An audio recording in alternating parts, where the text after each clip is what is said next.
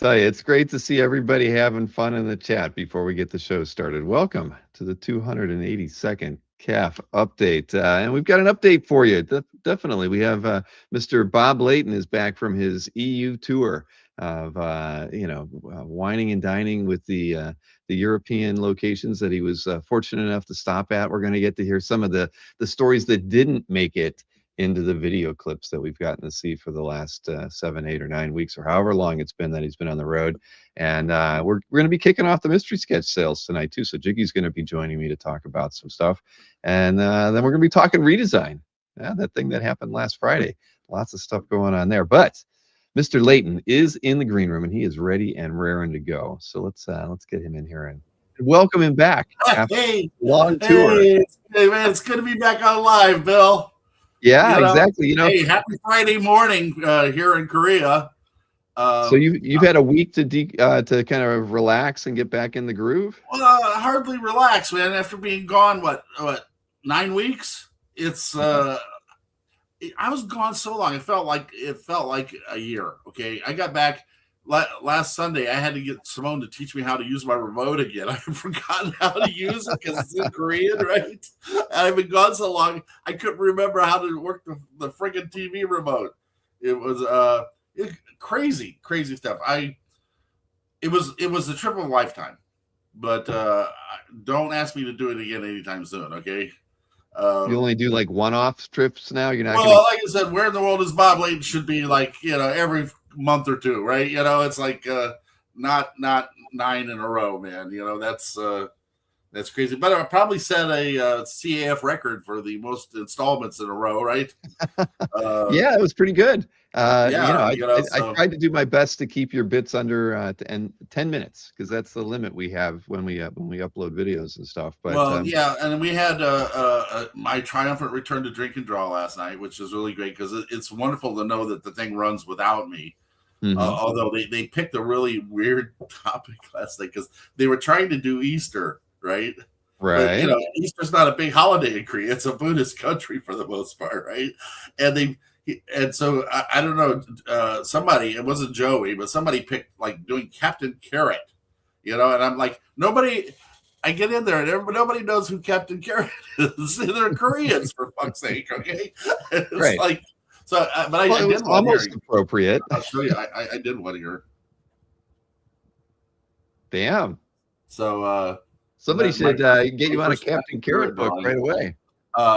So I said, look, I told them all. I said, hey, look, just do anything rabbit related, okay? Mm-hmm. There were a couple of Stan Sakai things. Joey will post the flip on Instagrams probably later today or whatever. But yeah, it was just nice to be back. Everybody really missed me, and and it's like I said, being somewhat lighter, having lost 35 pounds on the trip. Yeah, that's the first thing I noticed when you got in the green. Oh yeah, I'm definitely slimmed down, man.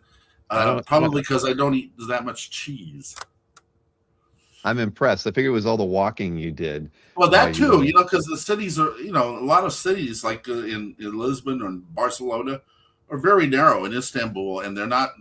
You can't get car traffic there, so you have to kind of walk everywhere, But it was definitely an experience of a lifetime, without doubt. I made some really great new friends along the way, and like you saw, I even over there, I ran into comic art, like old stuff, pages of mine, are like and art and great artists that were there, So when you were at some of your signings, people were bringing art up to you to sign? Yeah, it was really amazing. Somebody had, you saw they had a page from Iron Man 116. I saw that one. First Iron Man. How that winds up in Europe in mint condition. I mean, it didn't even have any yellowing on the page. I mean, owned or anything like that. It's just crazy. That puts you in the Wayback Machine there, Mr. Peabody. When you see that stuff as an artist, from way back when, it's crazy, So, but it was an amazing journey. I met a lot of really interesting people and saw a lot of great stuff, as you saw. Greece. Though I took a couple of weeks off, there to just kind of rest before the trip. Mm-hmm. I got a chance to see my friends, but you saw I had signed so much stuff there the last 2 trips I was there that You've there was signed everything nothing that else to Bob Layton do. can sign in Yeah, Greece. I mean, I There's just literally I nothing left. wiped out the whole country. Well, we need to get a dynamite location there or something so they can get some variant covers over there for you to sign it. Something. Come on. Well, it's not, yeah, but still, my friends in Greece are wonderful. One of my dear friends there is the host of the 1% show. That's a big game show. I don't know if they have it in the States. I've not heard of it. Yeah, but they also host Wheel of Fortune. He's a big comic book geek. But Did you ask if you could get on the game show? well, I was thinking about it. They were trying to talk me into moving there, and I said I really don't want to leave Korea. If I can possibly help it. Besides, like I said, Joey and I are talking. I think I'm going to get back in the biz a little bit. I might be actually working on some comic stuff in the near future. I'm getting the itch again after taking a few years off here. I'm kind of For doing interiors or more cover work? No, I'm talking about doing a whole book. Doing a whole book. Well, that's what I was hoping you meant. No, that'd be great, man. Yeah, it's like I got some ideas, some things I want to do. Maybe a graphic novel. I might finance it myself just to get it done.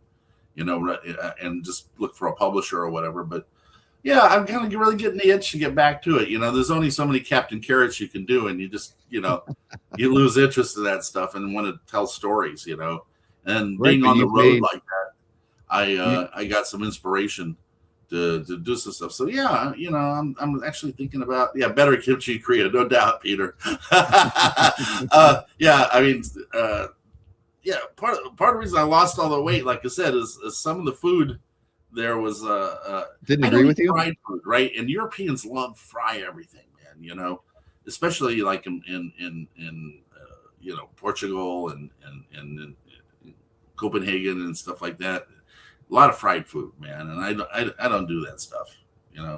But my Dr. Kim is going to be real happy when he sees me, because he was telling me that I needed to drop a few. So Well, so there were no accidents, no injuries, nothing fell off while you were on the road. no, I was in perfect health through the whole time, but there were some really weird instances that didn't make Well, it we on want to hear all about it.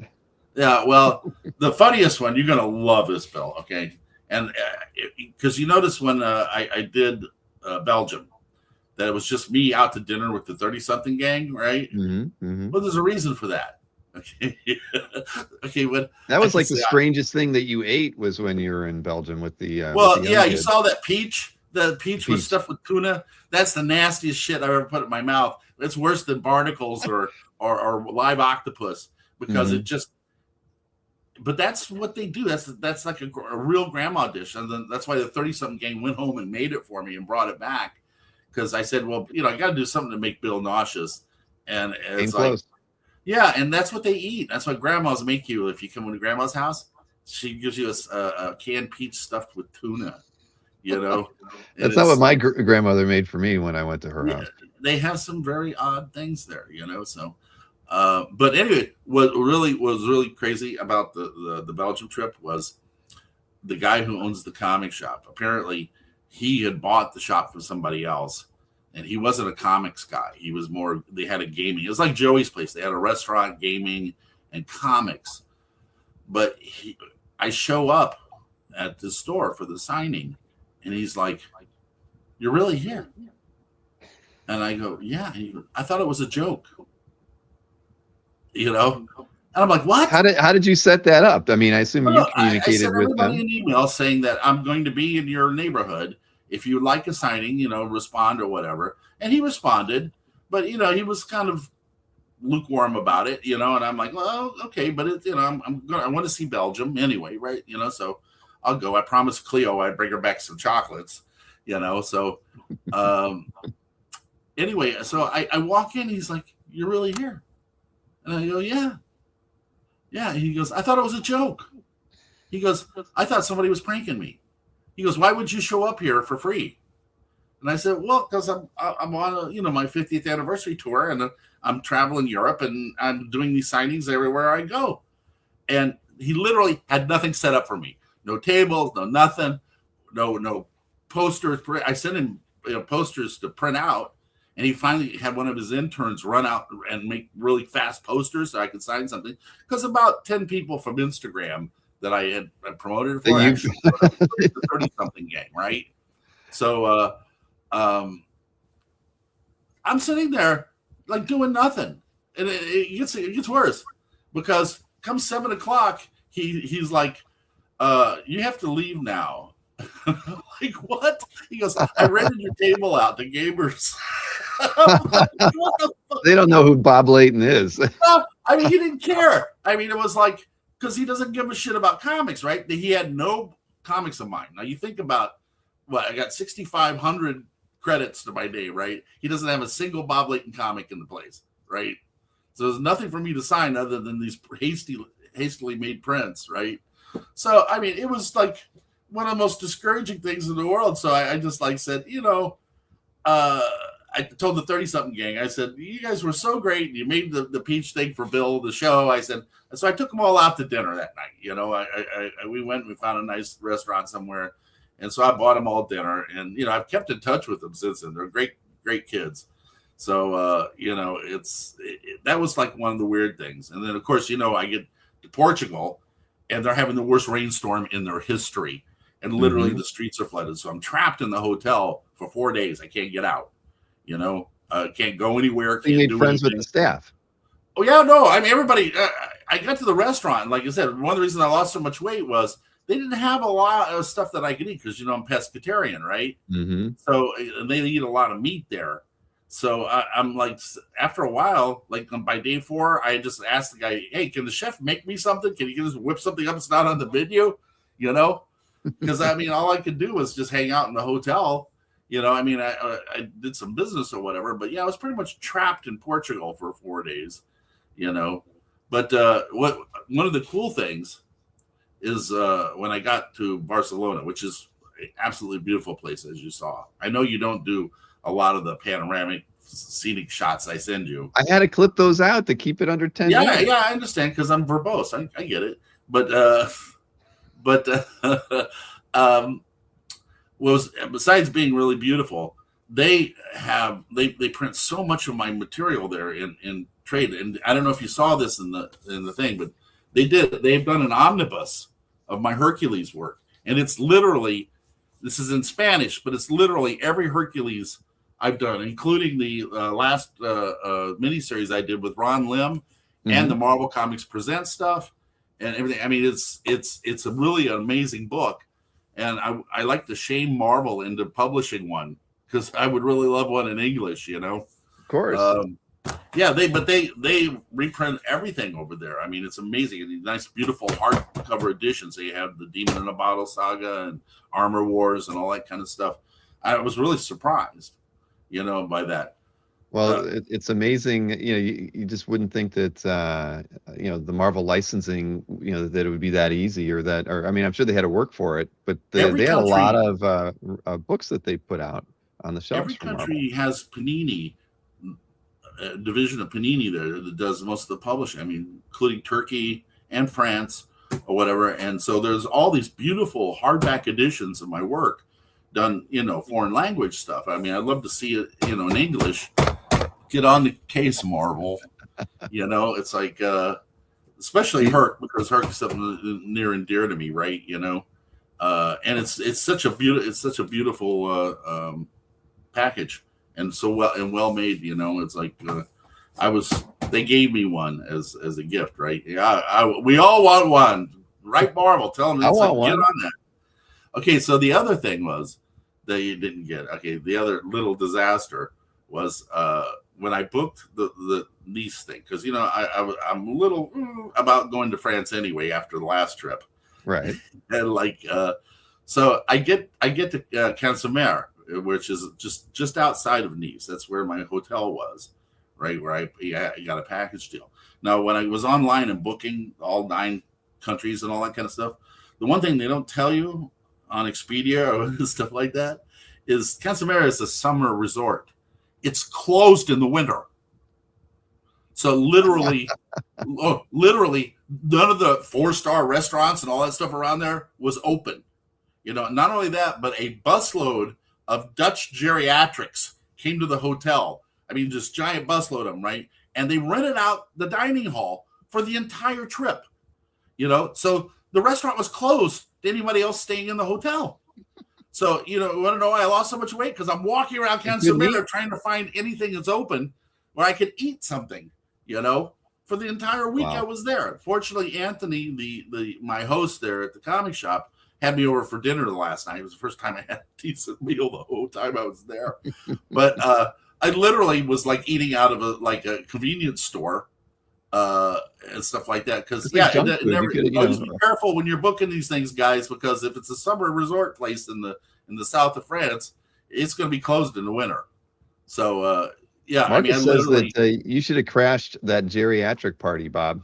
Oh man, I took a picture of him. I should have sent it to you because at one point I'm sitting in the lobby and there's like I said, there's maybe 100, 200 of them there, right? I mean, there's a huge crowd of them and they're eating in silence. It's the weirdest thing. See that group, that many people sitting in a dining room, not talking. Wow. I guess it's a Dutch thing, but and they were extremely friendly, if you know what I mean. Yeah, I mean they kind of looked at me like I was a disease or something there, And Right. I'm just like, I mean I wrote a scathing review about the hotel, and when I complained to the desk, they're like, "So you're American? Who cares?" Like, But you don't so know they're who still I friends, am.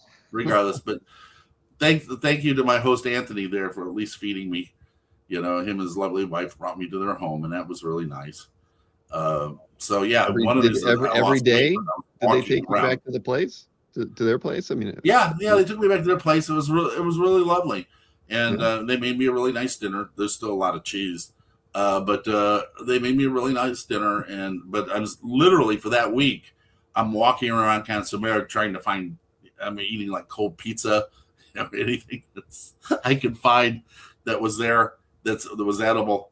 It was crazy. But then when I got to Istanbul, it was just the opposite. It was amazing. Everything is there, and the comic community, the bill is huge. I mean, there That was are where they had the maybe line all eight around the eight inside comic of the shops. store. That What? was a shop. That was a shop with the line all the I way had a around. I had a Jim Lee turnout. I mean, literally like 200 something It was people. They like said one of the Image biggest was turnouts they've back in ever had. action.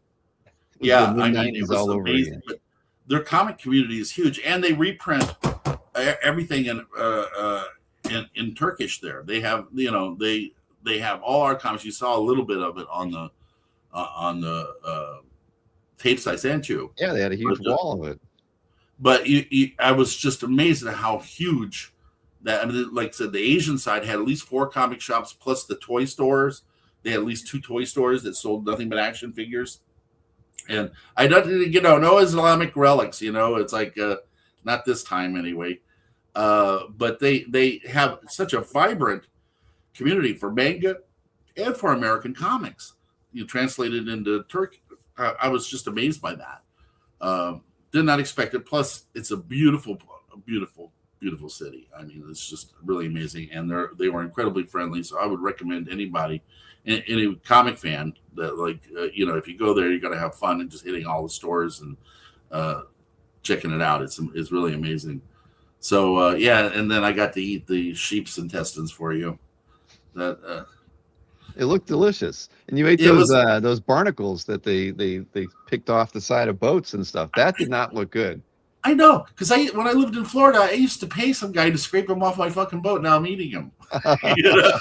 They looked like they were pickled or something. I mean, Well, I yeah, totally pass on that.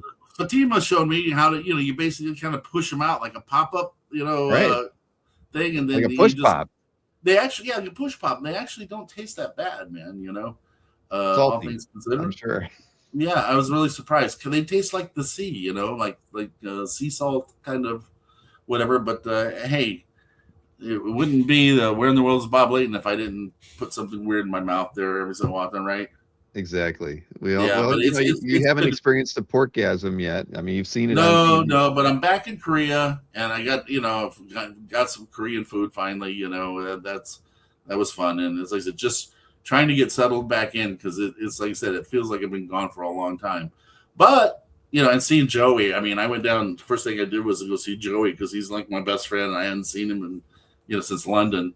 So, but we're already making plans to go to Hong Kong at the end of May. Hmm. So we're going to have another episode of Where in the World Bob Layton from Hong Kong, and I think we're going to take the whole Dyson Comics Cafe The gang drink and with us. draw. Oh, okay. Yeah, it's like to take Kangto and Joanne and Mhm. everybody. So it should be a lot of fun. I don't know if ask Jiggy if he's going to go to the Hong Kong show now. I will. He's going to be on right after you. Yeah, I know. It's like, hey, brother. It's like, ask me if he's going to the Hong Kong show or not, because I'd love to see him there if he is. I will see if Mannix is going. I know you like to hang out Love with those Mannix, guys, The but guys, they need to come visit me here in Korea. That would be a lot of fun. yeah. You keep Mannix had a traveling for great them. time. The Jiggy needs to come. Yeah, definitely. Mhm. Yeah. So yeah, and at some point Jim Lee's supposed to be back. I need to talk to him and find out when he's coming back. I know he's got some kind of a family event coming up here soon, so we may do another Jim Lee drink and draw.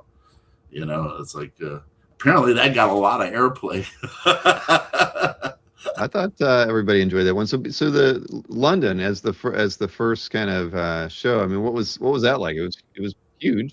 Did you see? Well, You saw some old Brian right? Cooney, who's the promoter, used to do the MCM shows. Okay, Okay. and those were huge all over Europe, right? And I was one of his regulars on that tour. And so when he started this back up, but it's not really comics; it's pop culture altogether, right? Me and Kev Hopgood were the only two really comic guests there. But he's doing, voice actors. He's staying away from Hollywood actors because he said they were killing the box office, right?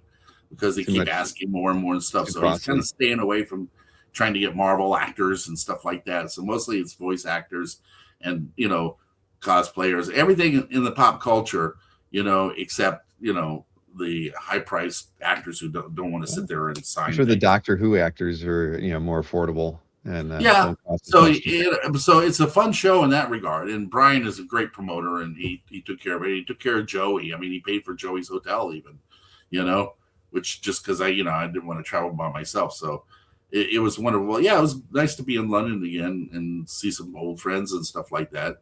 My friend Ian Churchill was really pissed off that I didn't get a chance to come down and see him, but it's like it was a good time, all things considered. Weather sucked, but I did skip winter in Korea though. It's nice here now. It's in the 60s. It's Well, so didn't and cherry didn't blossoms are blooming. So yeah, I skipped all that. Ian gave you the scoop on that old restaurant or bar or pub or something, Oh wasn't it? yeah, the one from the 1600s or Where whatever. all the Yeah, pirates used to go. crazy. Yeah. Yeah, crazy. Joey wanted to check it out, definitely. So we did. It's definitely old. There's a lot of stuff like that. We as Americans don't really appreciate something that's been in business for centuries. Exactly. Yeah, it's kind of crazy. But yeah, all in all, it was a wonderful time. I'm like you said, just now I'm here trying to get my taxes done because I mean, tax time's coming around the corner, right? I know the 15th isn't too far away, right? Is that yeah? Yeah, April I'm 15th, not Wednesday. happy either because DC has yet to send me a 1099. I've written them 5 or 6 times. I was up to 4 in the morning last week when I got back, just trying to get through their paperwork because there's nobody to call. You only can email them, and they kept saying, "Well, you're not in the system. You're not in the system." And finally, it turns out, well, you're not even the right division, apparently, because I finally had to send them a 1099 from last year. And they go, "Oh, you need to talk to somebody else." And this is 4 in the morning because they're in California, right? And I'm just like, ugh. I think I see So why here you I want am. to self-publish now. I'm 10 days away or whatever from, or 11, 12 days away from having to file. And I still don't have a 1099 from DC, I think legally they're supposed to give that to you in the Yeah, first I know. 30 days I of the know. year. It's like sucks because and nothing I like better than using the other side of my brain to do Mhm. itemized deductions. I get it. Yeah. I get So it. Pay yeah, I'm a somebody to little do all pissed that. at DC right now for just like not delivering on that. I don't know what channels I have to go through to do that, but I'm sure we're going to bore you guys. We'll be talking about Bob's taxes, for God's sake. That's Anyway, all right. But so, what do you have planned before Hong Kong while you're in Seoul? I mean, you got more well, drink and draws. You yeah, got I'm hanging doing out with drink. Joey. Yeah, obviously I can get back in the swing of drink and drawing and picking better themes. It's like, but Joey and I have been talking, because Joey has his publishing thing, and so uh, I'm thinking about getting back in the game Hmm. and doing some comics, actual comics work, interior stuff, as well as Your own characters, your own stories, everything. we're just talking right now. But I mean, he's been doing the K-pop stuff. I mean, Right. it's like he's got like a girl band that he's doing a thing with, and he's got the Hotel Bethesda thing that my protege is drawing or whatever. But I was talking to him about maybe doing a graphic novel or two. Hmm. Like I said, while I was on the road, I started thinking, and no, I can't do Valiant. I would love that. I mean, if I could do a new Exo Man of War, I would do it in a heartbeat. But no, I don't have the rights to do that, so I can't do that. So, but We can yeah, dream, and Bob. I mean, I just got kind of the bug after signing all this stuff and meeting all these fans, and seeing the turnout, and that was huge, and like Portugal and Istanbul or whatever. It's kind of like, yeah, maybe it's time I got back to work. I've had a few years off here to enjoy things, but it's like, and it's like commissions are fun and good, but I'm a storyteller, so I'm right now. Joey and I are just talking it over. See what Well, comes up. keep us in the loop. Obviously, I want to see some original interiors from you, Bob. That'd be nice. It, Some new it would stuff. be fun. It would be Yeah. fun to get back at it, Bill. It's like there's still one thing I need to do. Okay, on my bucket list, I have Mhm. never done a cover for DC Comics in my entire 50 years in the business. That's Think about criminal. it. I've never. I've They worked owe for you a everybody. cover after dragging out Indie, that 1099. I've done everything from indie comics to every major publisher. Right. I just did the Invincible cover for Image. Right. And it's like, but I've never done a cover for DC. I don't even have a pencil rate at DC for some reason. They never let me do one, even though I was I was a regular cover artist at Marvel for most Mhm. half of my career. Of course. I have never drawn a cover for DC Comics. So I don't know if I can pull in a favor. Yeah, I do an absolute. I do it. I'll do Brother Power the Geek. I mean, I don't care, just to hit my bucket list. Right. New Uh, gods, whatever. But hey, Derek wanted to know, do you have any ownership of the future comic I stuff? do, and one of the things I'm talking about, I'm thinking about one reprinting them in Korean. I know that we just sold the rights to France for them to reprint in Strange. Mhm. So I know they're doing that. So we're kind of keeping it alive. But yeah, I own half of the future stuff, but I could go back and do future stuff if I wanted to. I mean, there's no reason why I couldn't. I've considered that. What I'd like to do is get them reprinted somewhere first. Because it's been 25 years. And then do. No, the back of the Dark Knight of the Round Table is not a cover for DC, by the way, Wayne. That that because I did a recreation for you, right? That was the model sheet I did for the armor, and they just printed Uh, it on the back cover. It was not designed to be a cover. Okay, so that doesn't count. Printing my model sheet on the back of the issue is not the same thing, right? no. Yeah, than them actually allowing me to do a cover. So, but Wayne remembers well because he had me do a recreation of it. So Wayne's been posting a lot of art on Comic Art Fans the yeah, last Wayne's been month at it. or so. Wait, I hope you're feeling better now. I know you're sick for a while. Yep. Uh, Well, he got out to C2E2, I think, oh, the last wonderful, weekend. wonderful, good So guy. Love him, good love enough him. to travel. So yeah, to answer the future comic stuff, yeah, I still I still have ownership of that stuff. So I could definitely do that. A couple times people come to me asking about like wanting to buy the rights or whatever. At one point, Valiant wanted to buy. I mean, I met with Fred and Dinesh back in the day, and they wanted to buy them outright because they said it was kind of like Valiant light, You weren't But selling. they didn't really give me a good price on it, so I didn't take the deal. And I know I talked to Nikki a couple times about it too, about just licensing and stuff or whatever, and kind of getting it back in print. So yeah, that's always a possibility as well. I wouldn't mind doing like an omnibus of some of them. It would be kind of fun, nostalgic now, Mhm. But we'll see. But all that stuff's on the table, all of it, So we'll see what happens. But I'm actually one of the things I'm consider. One of the Carl's writing me. Okay, Carl just sent me an email about something. Okay, he must be watching the show. Anyway, by the way, before I go, I know Yeah. time is limited, but I wanted to say happy birthday to my ex-wife Jill. She and Jason are watching the show tonight. They're from their pool in Sefner, and so I just want to say happy birthday, Jill, and I love you guys. And I'll be back in the States in August. I'm That's what you're working out a saying. deal with the guys who did the Invincible cover, Mhm. PCH Hobby or whatever, to basically do a signing for that, and I will be coming back, take care of some business or whatever. So I will be back in the States. Well, I missed the last time you were here, so I've definitely got to hope that I'm in town and I can make this next visit. And Casper keeps talking about coming over to Jill's and hanging out in the pool with me. But he never does it. He's a busy man. He's a And busy I'm not. guy. But hey, before you leave, would you like to ask Jiggy that question that you said you wanted me to ask for you? Because he's in the green room right now. Put him on, baby. It's my brother.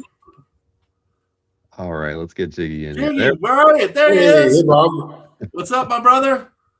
Everything's good here. How about you? Yeah. Well, I'm surviving the long trip.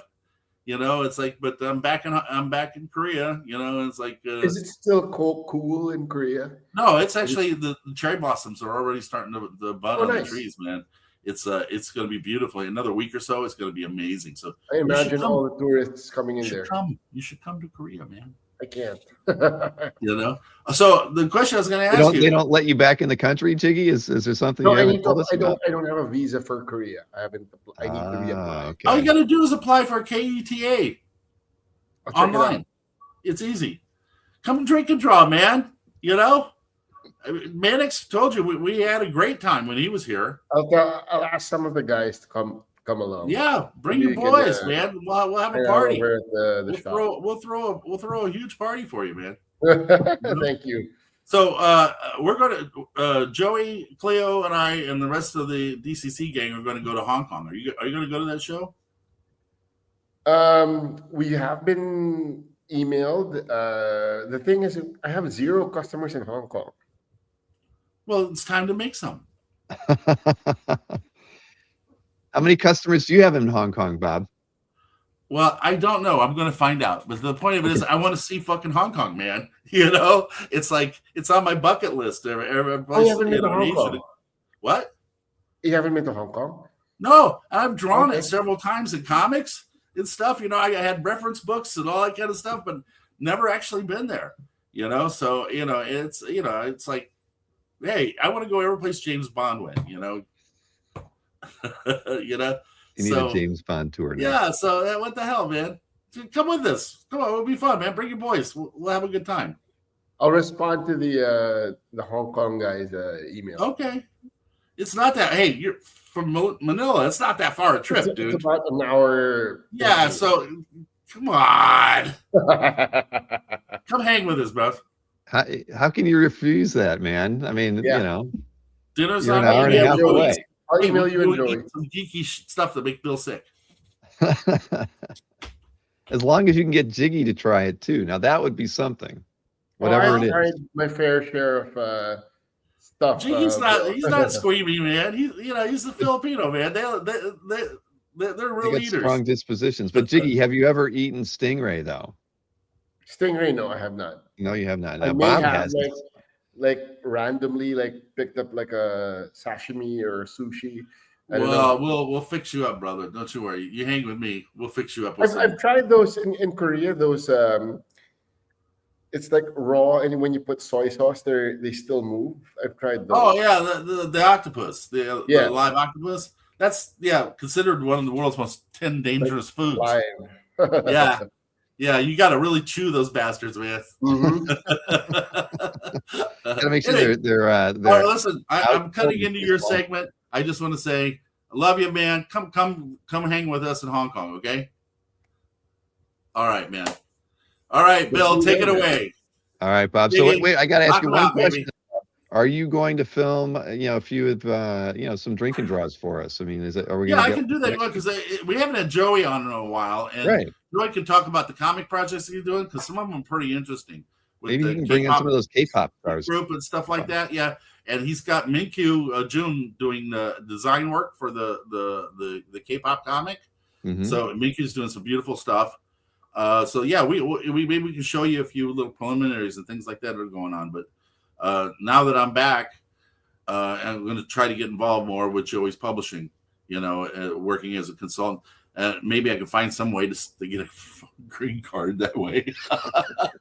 you know. So we'll see. But anyway, yeah. Well, if you want, just drop me a line, Bill, when you got a segment free, and we'll do something with Joy. He's moving this week. He's moving to a house, so he's moving out of the neighborhood.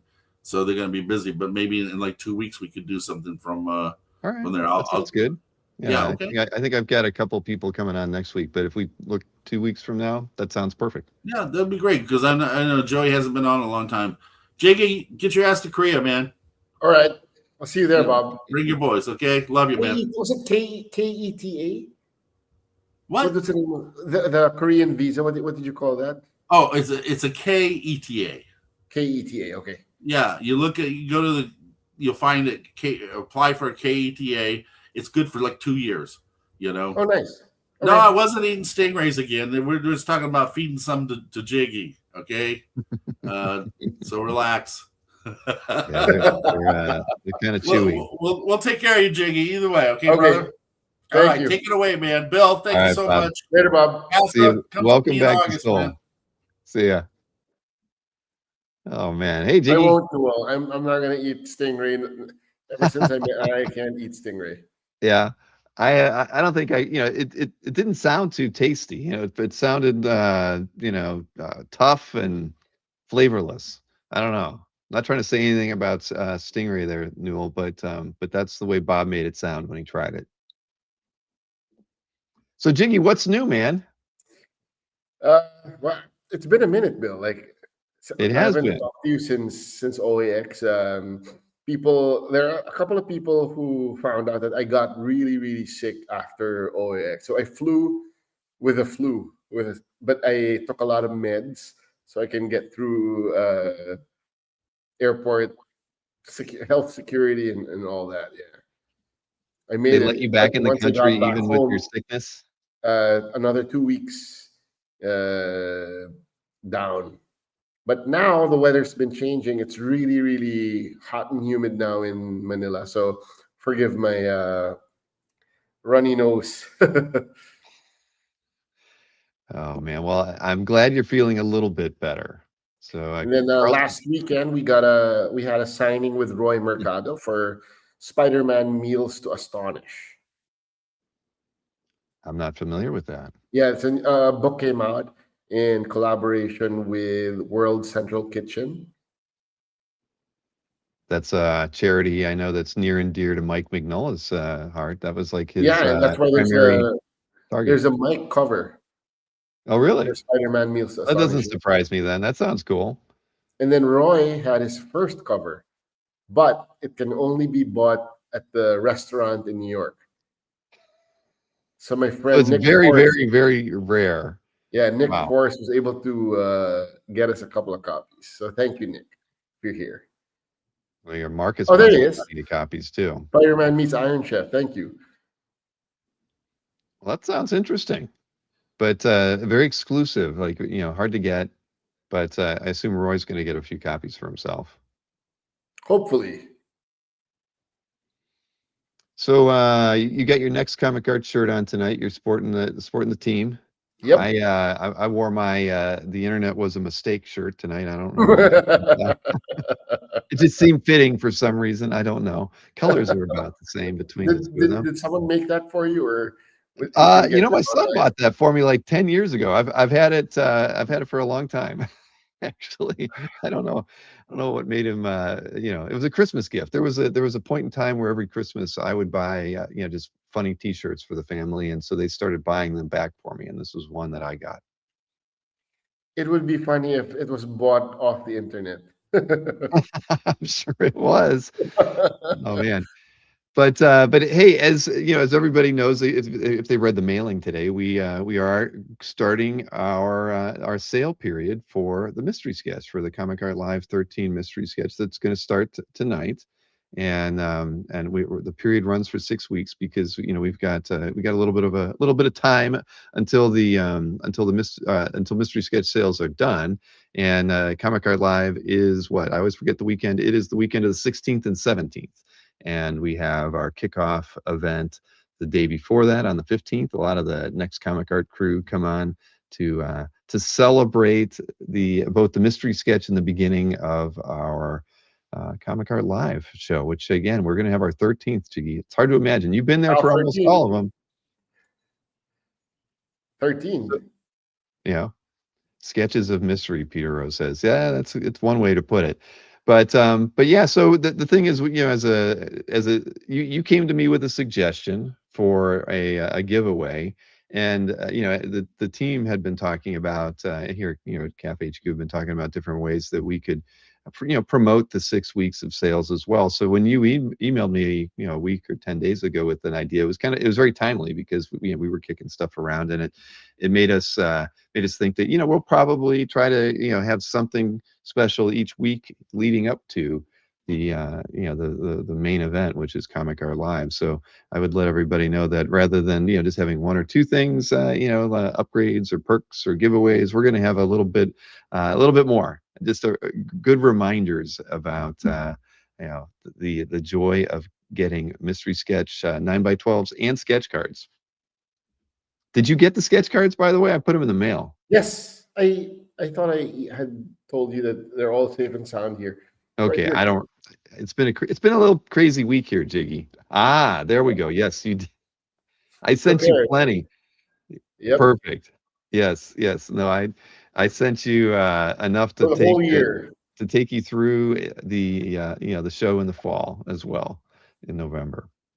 But yeah, so you've got the sketch cards, but what we decided or what you offered was that we would have a giveaway with 3 9x12 pieces, right? That are these handpicked by you, or did the team come in and say, hey, we want to do these? Um, there were three people who volunteered to donate in order to increase sales Hmm. of the mystery sketch for the team and for all the artists. Because I don't know if people know that during this time, it really helps out the artists with their bills and other necessities. So when you get a mystery sketch, that's why we wanna. Well, at Next, they go overboard. So we want you guys to be happy. It happens twice a year, May and November.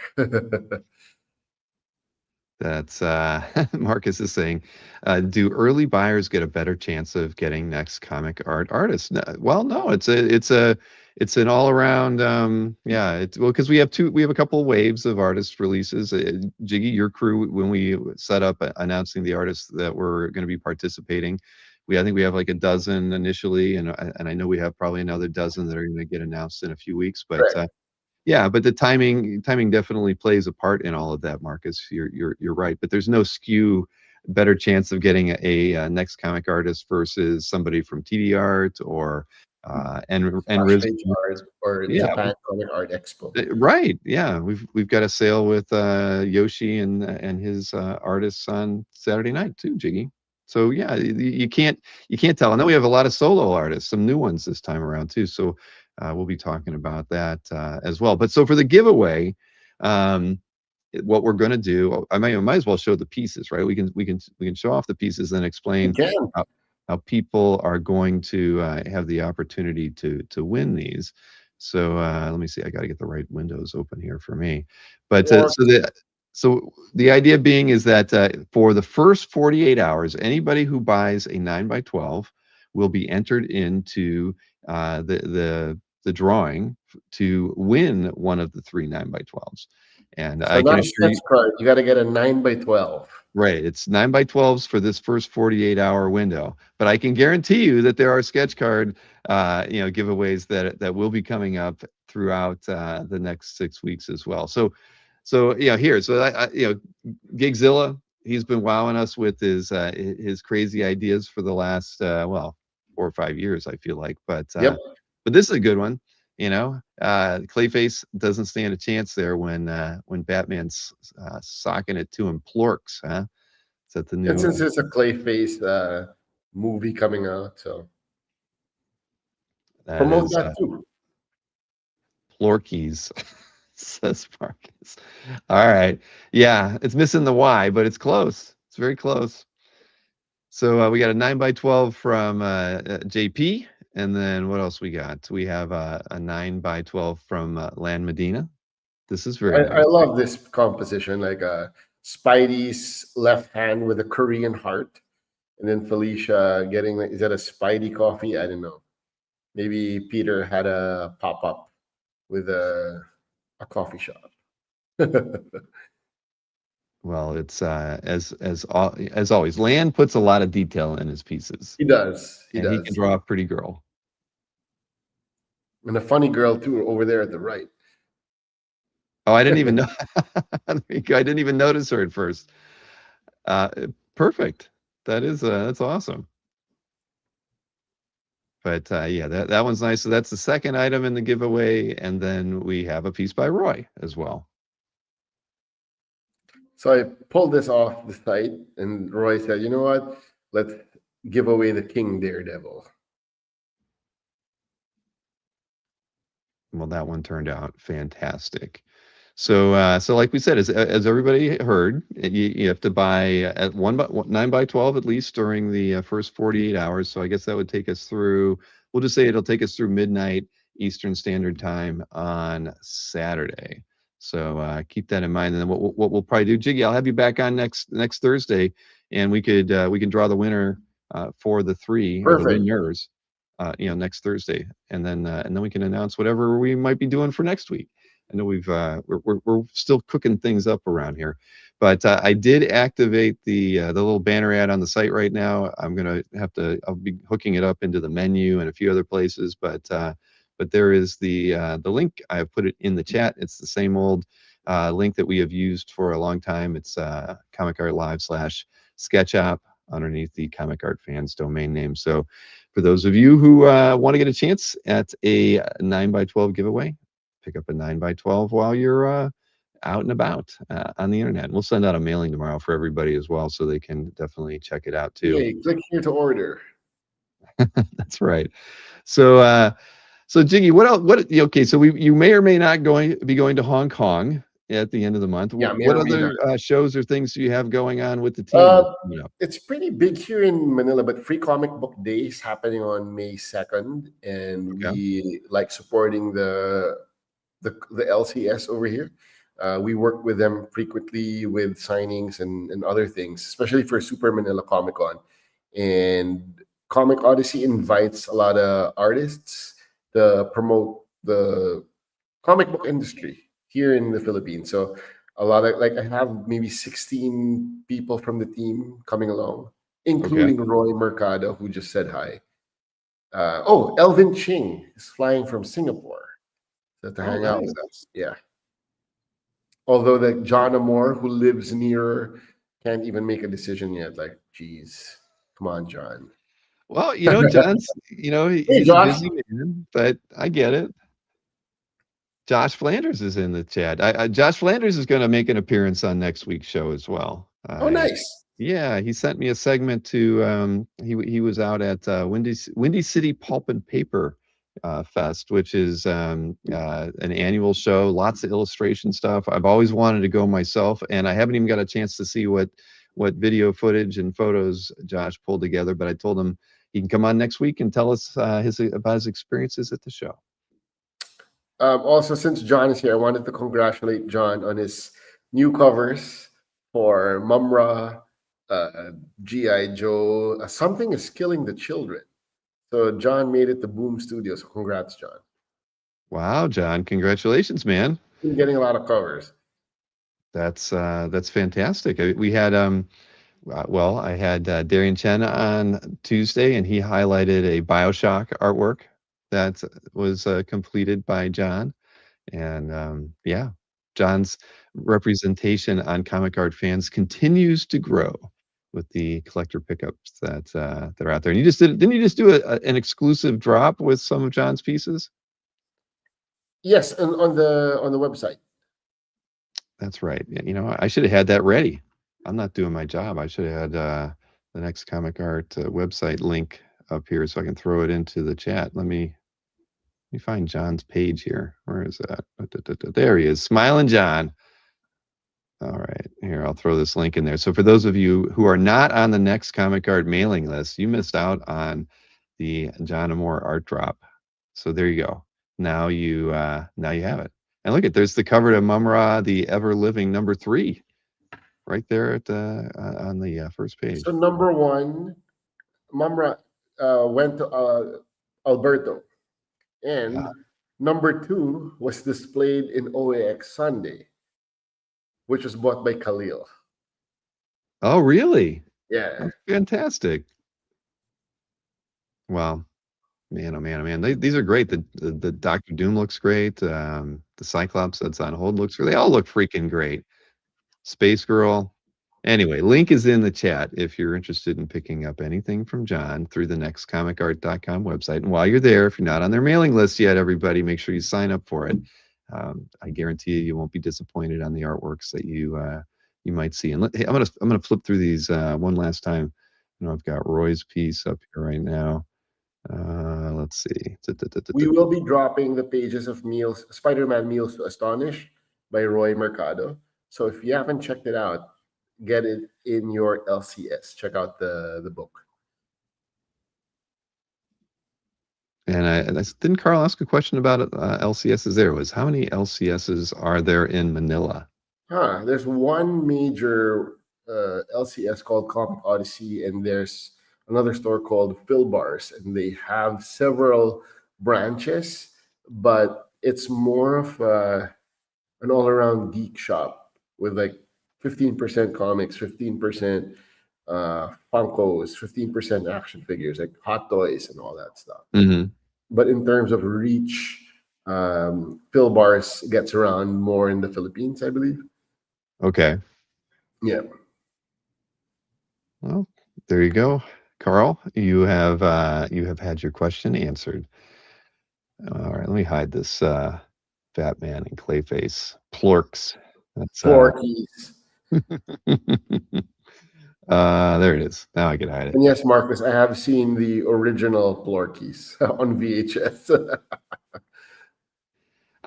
It's been a long time since I saw that. I couldn't believe my parents let me see that as a youngster. It was my dad got it for me when we were growing, like when we were hitting puberty. Like you guys got to watch this. So me and you're gonna learn a lot. yeah, definitely. Did you go back to school and see if there were any holes drilled in the wall at the girls' shower or anything like that? I mean, because I went to an all-boys school, Bill. Oh, well, so, this was a learning experience then for you. Josh says it was a different time. Yes, Alberto, we were just talking about you getting the first ever Mumra cover of John. Yeah, Alberto doesn't miss an opportunity to pick up a first or a second when opportunities present themselves. He picked up some stuff from the art drop we did with Mr. Linsner on Saturday. The guy loves covers, and he's branching out from Captain America. I mean, if he's going after Mumra and I mean, we know he's a fan of Red Sonja, but yeah, he's moving it around a little bit.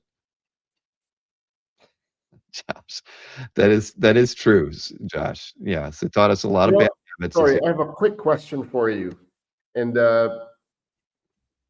people might have that question. How can I manage my comic art life booth? Well, that opens up in 2 weeks. So Okay, that's I actually had somebody email me about that earlier today. So yeah, the answer is Comic Art Live's 13th show. The booth setup begins. It's always begun 1 month before the show. got So it. this and the sales for Mystery Sketches starts 6 weeks before the show. So booth setup will begin in 2 weeks. And we still have a little bit of work to finish on that one. That was like one of the things that since we didn't need it done when we were doing the redesign, that was like we numbered the priority of things, and Comic Art Live stuff was a 9. Everything else was a 10. So we made sure everything that was a 10 got done before our due date. And so yeah, Maureen's she's actually up working on Comic Art Live booth stuff right now. So yeah, 2 weeks from now. There you So go. a little unsolicited advice for all those people setting up their booth: do it ahead of time. Don't cram. Why? Because you can um, stress-free shop or window shop once Comic Art Live opens, rather than It, you Isn't that typing. the truth? I mean, we It give is. you we give you that 1 hour off, but I mean, end of the day is yeah. Don't. That's the thing is I've been talking with a lot of people too, but you gotta stockpile your stuff that you're bringing, whether you're a rep or you're a collector who are setting up a booth or an artist. Bottom line is yeah. Once the thing turns on and you can start setting up your booth, don't wait until the last minute. But everybody does. It's always like interesting for us to see when like 3 days before the show there's only 2,000 pieces of art uploaded, and then the day of the show there's 7,000. So uh, there's a lot I of think it also activity. helps that that 1 hour, you can also get commissions from artists during that hour, right? Oh Ahead yeah. of everyone else. But yeah, and it's 2 hours because remember For I was 2 hours, yeah. thinking of the 1 hour. Remember booth setup for Saturday Correct. closes Yeah. at 10. The hall's open at 11 o'clock for premium members, and then it opens up to the general public at 1 p.m. So there's that 2 hour window to get on commission lists and pick up the artwork ahead of everybody else. Boy, Alberto's getting feisty. Usually he asks a lot of questions, but now he's like swinging fists and stuff in Don't the tell me chat. what to do. Man, what did he have for dinner tonight? Um, well, that's yeah, but you're absolutely right, Jiggy. Setting up is important to do early, and we will definitely let everybody know in 2 weeks when booth setup has started that it's all underway. But if you're planning on selling a few pieces, it's always a good idea get your scans started or have everything lined up and ready to go. I'm sure as a rep, Jiggy, you have a lot of scanning to do in order to Yep. get all your artist stuff put together. And I assume, as always, you're going to be doing a Saturday night show, 9 p.m. Right, the last panel of the weekend on Saturday. Yeah. So we have been preparing for 2 shows. Um, just wanted to get confirmation if we can get a sneak in a quick April one. But for May, we are announcing that the theme for our panel will be absolute and ultimate. Very cool. So Yeah. there's some wiggle room in there to play with a few different characters and IP. Yes. All right, I like that. So that So it should sounds be great. fun. So, well, we'll talk. I mean, email me tonight, and I'll take a look at the schedule. We might. I don't see. April's. How many weekends are in April? I don't. I think other than Yoshi, I don't think. I don't think we have anything primary. I've got a few people I'm talking to, but yeah, maybe. The 18th is my birthday. We could do it on. That'd be fun. Happy birthday, Bill. Yeah, we could do it on Saturday. That might be a fun. Hey, what would I rather be doing on? I'll go out to dinner with Maureen, and then I'll spend my evening with the next comic art team. It can That be a that sounds perfect. it can be a Thor drop or a Wolverine drop or a Cyclops Bill drop. has to buy every piece of art that gets dropped during the Yeah. show. Well, don't do that. I don't have that much money, but Sorry, Dim Halo, the Cyclops. Like Bill will get first dibs since it's his birthday. I like that And idea. Nick, But yeah, I'm making a note. April 18th. With the next comic art crew. Yeah, that would be fun, Jiggy. Honest to God, I would enjoy that. Awesome. No, that we were going to make it happen, and then like we said, it'll be on the Saturday evening, 9 o'clock, as usual. We will be doing a art drop with the with. We usually have almost a full house, like 10 or 12 of your artists are usually hanging out with us for that. Yeah, Good, good, and I can tell you that on the kickoff event on Friday, again, I should have the date sitting right in front of me. The 15th, Friday the 15th, I know for sure I'm going to have a couple extra artists that have agreed to pop in. So usually nice. we don't get like it's still a lot of almost always next comic art only. We maybe get a TD art person here or there, but I've already got at least two other artists that have said they would be happy to come in on Friday night as part of the kickoff and hang out and draw for everybody. So yeah, Little John wants a Duke drop. That would be pretty fun, Little John, but I don't know how popular it would be outside of, we know Matt Fuller is a big Duke fan, but so he would probably pick up everything well, he might pick up everything just Matt Fuller immediately. was the one who ordered all those Duke cosplaying as X, right? Yes, the Storm was one of my favorites. That was a great one. But yeah, Matt's got a thing for Duke. Can you imagine the binder of What sketch about, cards? will Matt Moore change his requests from Ghost the band or Judge Dredd to another, or Alberto from Captain America to Red Sonja to third character? You don't know. Right. No, I don't know either. There you go. Derek says, Ultimate Savage Land Cyclops is going to look like Hanover Fist from Heavy Metal. Yeah, I can Alternate see Savage that. Land Cyclops. What's that gonna look like? Oh wow. I can't even imagine. But you're right. It would look like a lot like Hanover Fist with his with Cyclops' visor. Oh man. All right, Jiggy. Well, all this sounds fun, and I have to thank you for essentially sponsoring the first giveaway of You're very the mystery welcome. sketch. We all appreciate that. And as a reminder, everybody, anyone who picks up a 9x12 mystery sketch in the first 48 hours, so you got to buy one before this Saturday night at midnight Eastern Standard Time, you'll be entered into the giveaway for one of those three 9x12s contributed by Next Comic Art, and we will draw the winners next Thursday on the show.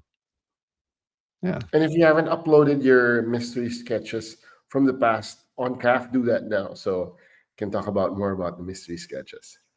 That is very true. You figure we had 400 mystery sketches Oh, ordered. I think it was a little bit more than that in November, and I know for a fact that at least half of them did not get posted to CAF. So keep that in mind, everybody. We always appreciate getting those mystery sketches shared in your CAF. Josh Flanders is challenging me. I see that. I'll do one, but I don't want to sell it. Like, I'll give it away. Oh, well, that'd be nice. Yeah. Okay. Well, then there you go, Josh. We can it'll be a giveaway. Well, we'll figure it out, right? Or are you just going to give it away to your closest friend? Pressure's on. Pressure is on. All right. Well, Jiggy, so clearly we will be seeing you next week. And you Yes. and I have, let's send me an email about the 18th so that we can firm everything up. And of course, as soon as you get some images from that art drop, send them my way, and that way I can get it on the schedule for everybody. Fantastic. Thank you for having me, Bill. And thank you, everyone. Don't forget, sign up for the mystery sketches. It's going to be fun.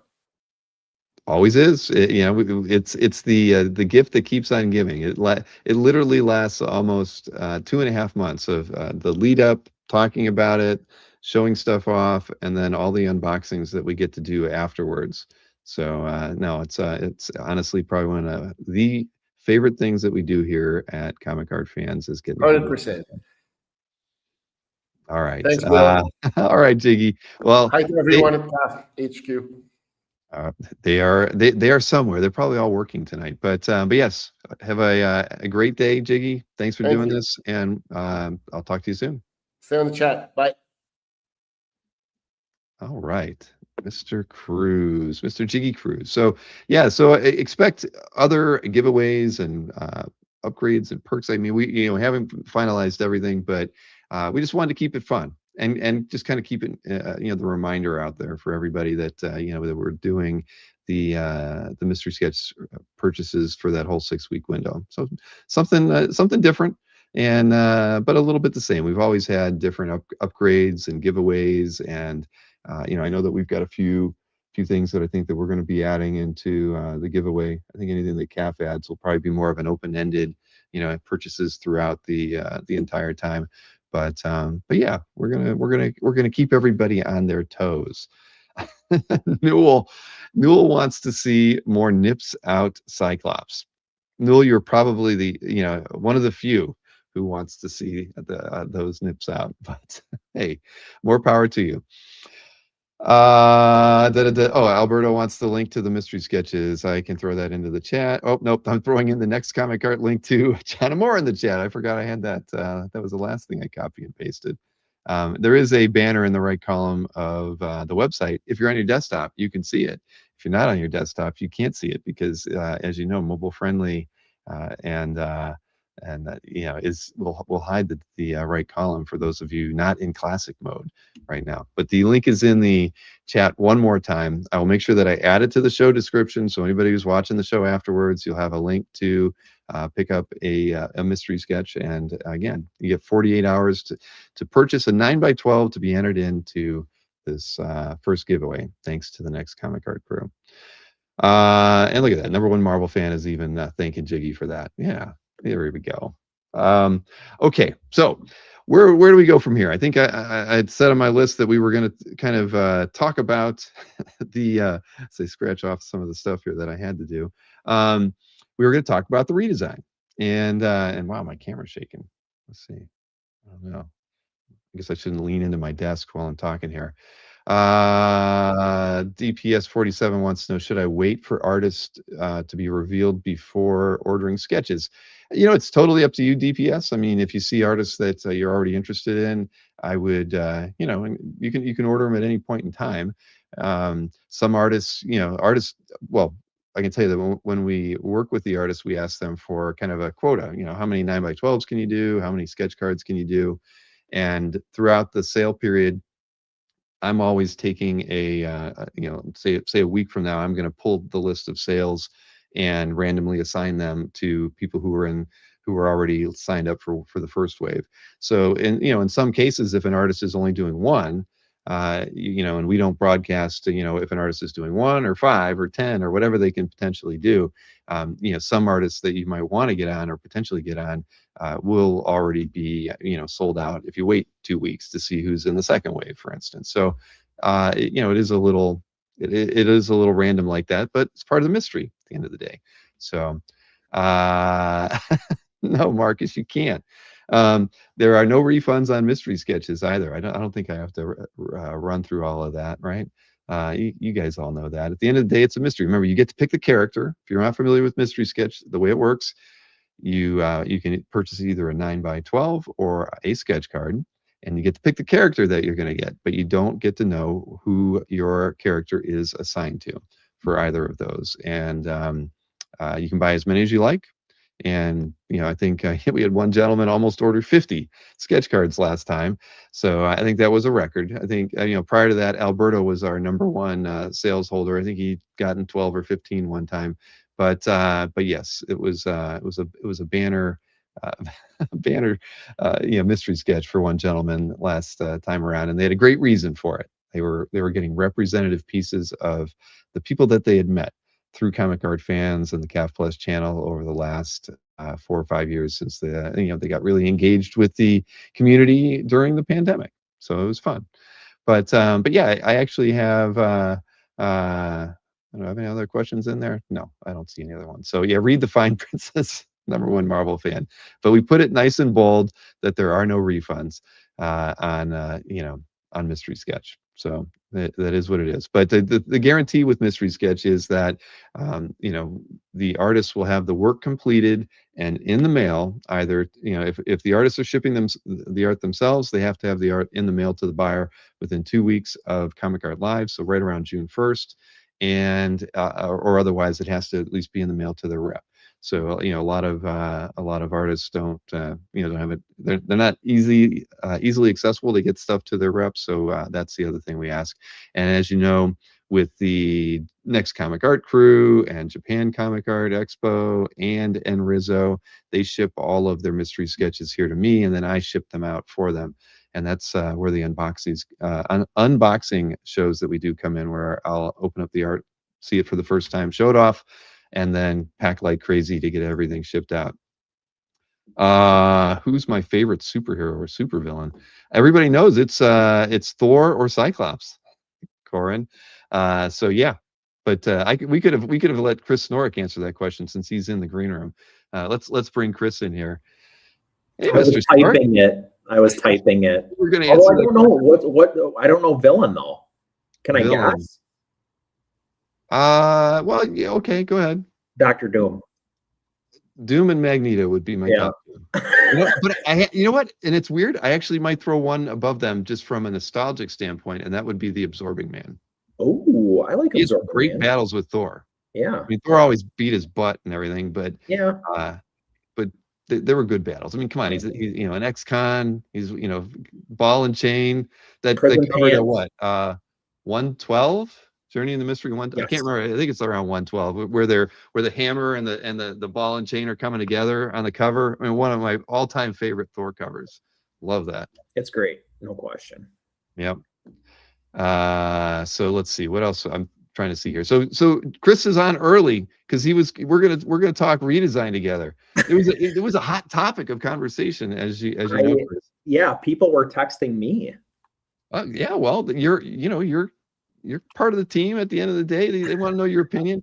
I mean, and as everybody should know, Chris was one of the people who was beta testing, looking at stuff, giving us his thoughts throughout the period there. I mean, it was good. We actually had over a dozen people not part of the CAF team that were testing the site. I got clearly there was a lot of emails I've been answering on the side and texts that I got too. People asking, well, why did you do it 13 years later? Why did you wait so long, or why didn't you just leave it the way it was? 13 years, it's like, if you're dating somebody for 13 years and they get a facelift, you might not, it'll throw you for a loop, especially if they don't tell you. And we didn't tell anybody that we were doing it. If they get a boob job, that's never a bad idea. No, it's not. I saw Mr. Redjack talking about Viagra earlier and stuff. I mean, the CAF Plus is Viagra. No, a redesign or a boob job would probably do the same thing. But so to answer everybody's questions, I mean, at the end of the day, of course, we wanted to redesign the site a long time ago. I mean, I think from the day we launched that site, people were saying, why didn't you make it mobile friendly? Because that was like right at that moment. Around 13 years ago is when people started paying more attention to wanting to make a mobile friendly experience for people. Mm-hmm. And we were in the middle of doing that redesign, and we were like, screw it. This mobile thing might just go away.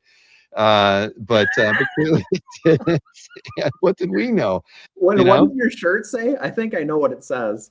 It says the internet was mistaken. That Earth is so you were wrong about a couple things there. I was. I definitely was. And but so at the end of the day, I kind of get why everybody was passionate. It was kind of the thing is, I don't think we have been more engaged with the community than redesigning the CAF website. I mean, I got more emails. I saw more people talking about CAF than has ever happened before, and that in and of itself just tells you how important CAF is to the community. And it was, as much as it was like, I don't think I can answer every single email that's coming in. I tried, but the thing was, that was like my takeaway. It's like, my gosh, I don't think I've ever been engaged with the community so much as I have when this happened. And it wasn't just all, I'm not happy about the site. There were a lot of people that were like, it's about time, Bill, and so it was tough to kind of like keep bouncing between, trying to address questions versus thanking people for seeing the effort that went into going into it. But did I do any copying of anything? No, maybe they copied the app since it was out long before their site was, Alberto. That's a silly question. I wouldn't, but I wouldn't insinuate garbage like that. Only people on that side of the fence would. Oh, But anyways, the so questions that we got about, before we like look at some stuff and talk about some of the features that got added to the site. Number one, I mean, and Chris, you've been involved with web projects before, and so we've yeah. been penalized by the Google search engine for literally the last 12 years. Mhm. We always ranked in the top, 4 to 8 places for pretty much any related search related to comic book artwork and Mhm. artists, you name it. It was crazy. Back in the day, I mean, Google would literally be sending, gosh, in a month, I'm trying to think what the numbers are now, but literally over 300,000 clicks in a month Mhm. from Google. At that point, 13 years ago, say we probably had like 500,000 pages indexed on Google, which is unheard of. I mean, it's Yeah. absolutely ridiculous. You try to find a project or anything like that, like CAF is truly an aberration in the way that it's so, 23 years has just made it be so ingrained in the search engines and all that stuff. So, but once they started penalizing us, that Yeah. you just start dropping in the rankings. So rather than being in the, maybe position 6 to 8 on average, now we're in position 25 to 38. Right. And everybody knows, how often do you click past page 1 on a Google search? Not Right. too often. So, Well, you yeah, know, you would have to. I remember you would have to search like whatever your subject is, comic art fans, right. and even then, it would not be probably first. Nope. No. It continued to get worse. And so we've been so and it's not like this was something that happened yesterday or even 6 years ago. It was pretty clear, whenever they would run, push a new update out to the Google search algorithm, that we would take a hit. Yeah. And then, another year and a half or whatever it is would go by and we would take another hit. Every time they would make an update, we would take a hit. So, not that kind of a hit, Marcus. Don't even go there. But we we would, so it came to the point where, when we were working on the app, well, even before the app, I'll even go back to that. We had the choice: redesign the site, begin working on redesigning the site 3 years ago, or do we go out and work on an app? And, the thing was, we were really, excited about the idea of putting an app together. And I really felt like doing the app would help us kind of figure out some cool things that we might not think of in a site redesign. And it Because did. Right, without question. I think if we had redesigned CAF, we would have just given you a facelift and walked Mhm. away, then done the app and been like, "Oh crap, we did all those cool things on the app. How are we going to now retrofit that onto CAF?" Right. So, we were. I've seen people question, why did they build an app first? They're stupid. Well, that was the reason why. We wanted to like figure some things out. We bring in an outside developer who has a totally different view of what CAF could be, because they don't understand anything about art collecting. And even though we'd shoot him down on a lot of stuff, he'd still say, well, why don't we do this? Why don't Right. you try that? And so it was a really great experience to kind of work with somebody who knew nothing about our hobby Yeah. when putting that We together. see that a So, lot because, I'm in biotech, and typically you're not going to get somebody who comes with a web background who has any, they know nothing about biotech, right? right. And I feel like the biggest jumps that we have made as far as like that kind of content is concerned, and particularly how we serve up that content, come Hmm. from those people who are a pure web based, whether they design UI, whether they do marketing, like whatever that might be, because they don't have to care about what the thing is that you're trying to present, right? Right. Like they come at it from a more what would I say, clinical standpoint, right? Like, well, these are kind of the rules, these are the guidelines, and then here's the technology, and here's what we should probably do. Tom's giving you grief. I know, Tom, pretty effing fancy. I was gonna say it. I almost said it, Bill. I know, it's close, very close. But no, so it presented its own challenges and stuff, and we took it on the chin for the last 5 years with Google, and we were finally like, if we going through this process, I can't wait to see where we're ranked in 2 months from now, because at the end of the day, CAF is still bringing in 25 to 30 new people signing up every single day. But Really? we think we can do better than that. At the end of the day, we've all been all about trying to encourage, new collectors to use CAF, show off their stuff, even if they're only going to sign up for an account and use it to communicate with other collectors. Sure. And the better our search engine ranking ends up being, the more traffic we're going to be driving to calf, the more eyeballs you're going to have on your calf gallery. All of these things are super important at the end of the day to not only guarantee the calf is around 23 years, in the future, to double our time. I mean, just imagine when we hit the 50th anniversary, how old will we be then? I'll be But dead. yeah, no, I don't want to go there. But point being is that it's going to be cool watching Google finally be accepting of the fact that, all right, they finally fixed this thing after a dozen years, and they stop penalizing us, and we start moving working our way back up to the top of the search results, which is I'll be critical. happy not to see Reddit and Pinterest pop before comic art fans. That's very true. Yeah. And Ram, yes, I saw your comments on Facebook. Absolutely. I know that's your full-time job is UI UX, man. What an interesting position to have. We should have Winger interviewed too. you. Yeah. Yeah. So let's see. Sorry, trying to read all this. There you go. Wayne says he's been on CAF for 21 years. That's you just missed the Wow. first 2 years. You didn't miss much in those first 2 years either. Yeah, well rendered. So so essentially that was it in a nutshell. We started work on the redesign back in November of 2024 when we were about a month away from releasing CAF, the CAF app, the decaf app. And because at that point we were pretty much done with any of the new programming that we were going to be adding to the app and any of the features that we thought we were going to need there. And since Maureen was really only doing database work for the app, we were able to just kind of pivot and start thinking about, well, how are we going to make CAF mobile friendly, remain familiar to people, as far as the look and feel, but also incorporate some of these things that we learned on the app programming wise. Yeah, Alberto was a little shocked the other day to see that Joe Linsner topless piece on the homepage of CAF.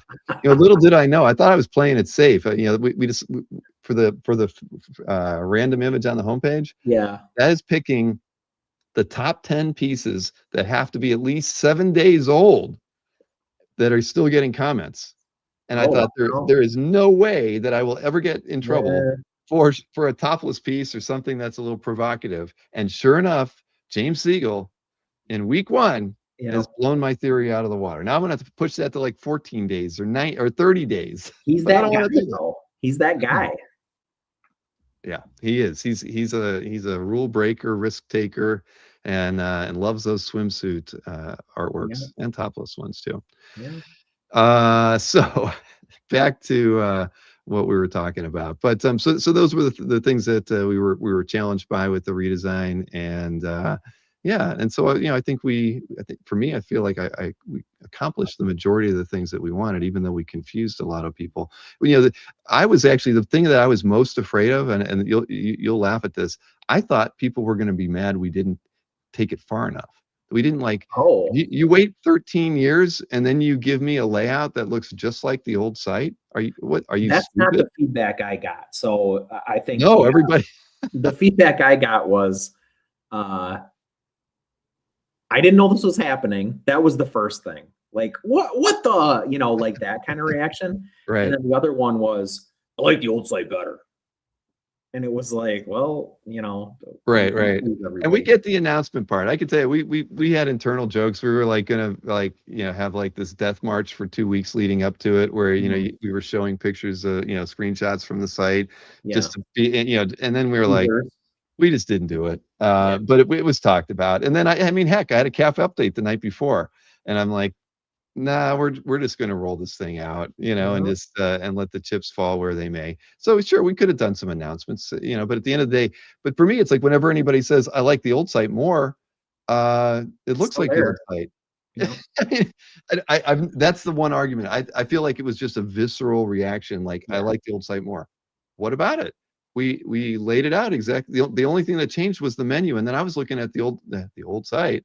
The only thing that changed in the menu was I took the new art link out, but galleries for sale, zine, resources were the next four links. Those are the links we start off with here. So we just consolidated a few things in the menu. So other than that, everything else is pretty much the same. However, so my 2 cents is, I mean, people get attached to things, right? especially men get attached to things, and especially men of a certain age get really attached to things. And a lot of us fit that category. So I think there was a little bit of, you took my such and such away without even realizing that, like, no, not really. It's just like, it looks like this now. You know what I Right. mean? So I think, in fact, a couple of people who like texted me and said, "What the hell?" Like literally the next day, were like, I like it. I like it. So Right. And I can tell you, just like we were very reactionary to a lot of the comments where we put in that classic mode. Some people thought classic mode meant like the classic site, which of course it oh, didn't. Because what was the major complaint that I got? Was that people were so used to pinching and zooming on their phone to see mhm. stuff that I mean, you figure that was like a tick that you just that Yeah, as soon as it changed, now all of a sudden they can't do that. right. So I what caught we just myself doing it yesterday.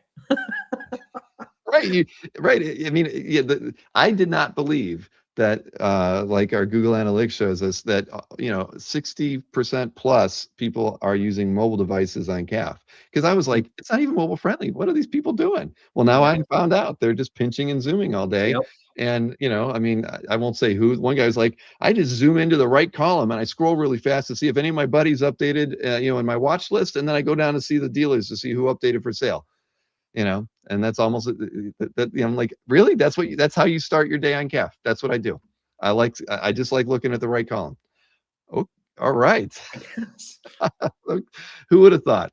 But back to so the classic mode only, some people are like, it still looks the same, Bill. I'm like, no, classic mode is only for your phone or your tablet. It has nothing to do with Mhm. desktop, and all it does is it removes the mobile friendly aspect of it, so you get to see the whole site on your whether it's your Once. tablet Yep. or your phone. So if you like looking at art that's the size of it, like a tic tac, Right. like you did before, now you can do that again today, and it's just a toggle in your profile. We set everybody to classic mode. So if you like mobile friendly sites, turn that off, because then you'll get to see the site in in a mobile friendly environment, which at the end of the day, that's what I'm going to probably keep it in most of the time, because I never use it on my phone because I hated pinching and zooming. I didn't even like getting to an art detail page because the image is still too small with the right Right. and left columns there. Yep. So here, I might as well share a screen, and I can kind of look through some of my list stuff, and I might even try to share my phone if my Ooh. technology ends up working right. But let's see here. I got to click around a little bit. But yeah, Yeah, let's see. PZ Pisano makes a good point. The loading seems a lot faster.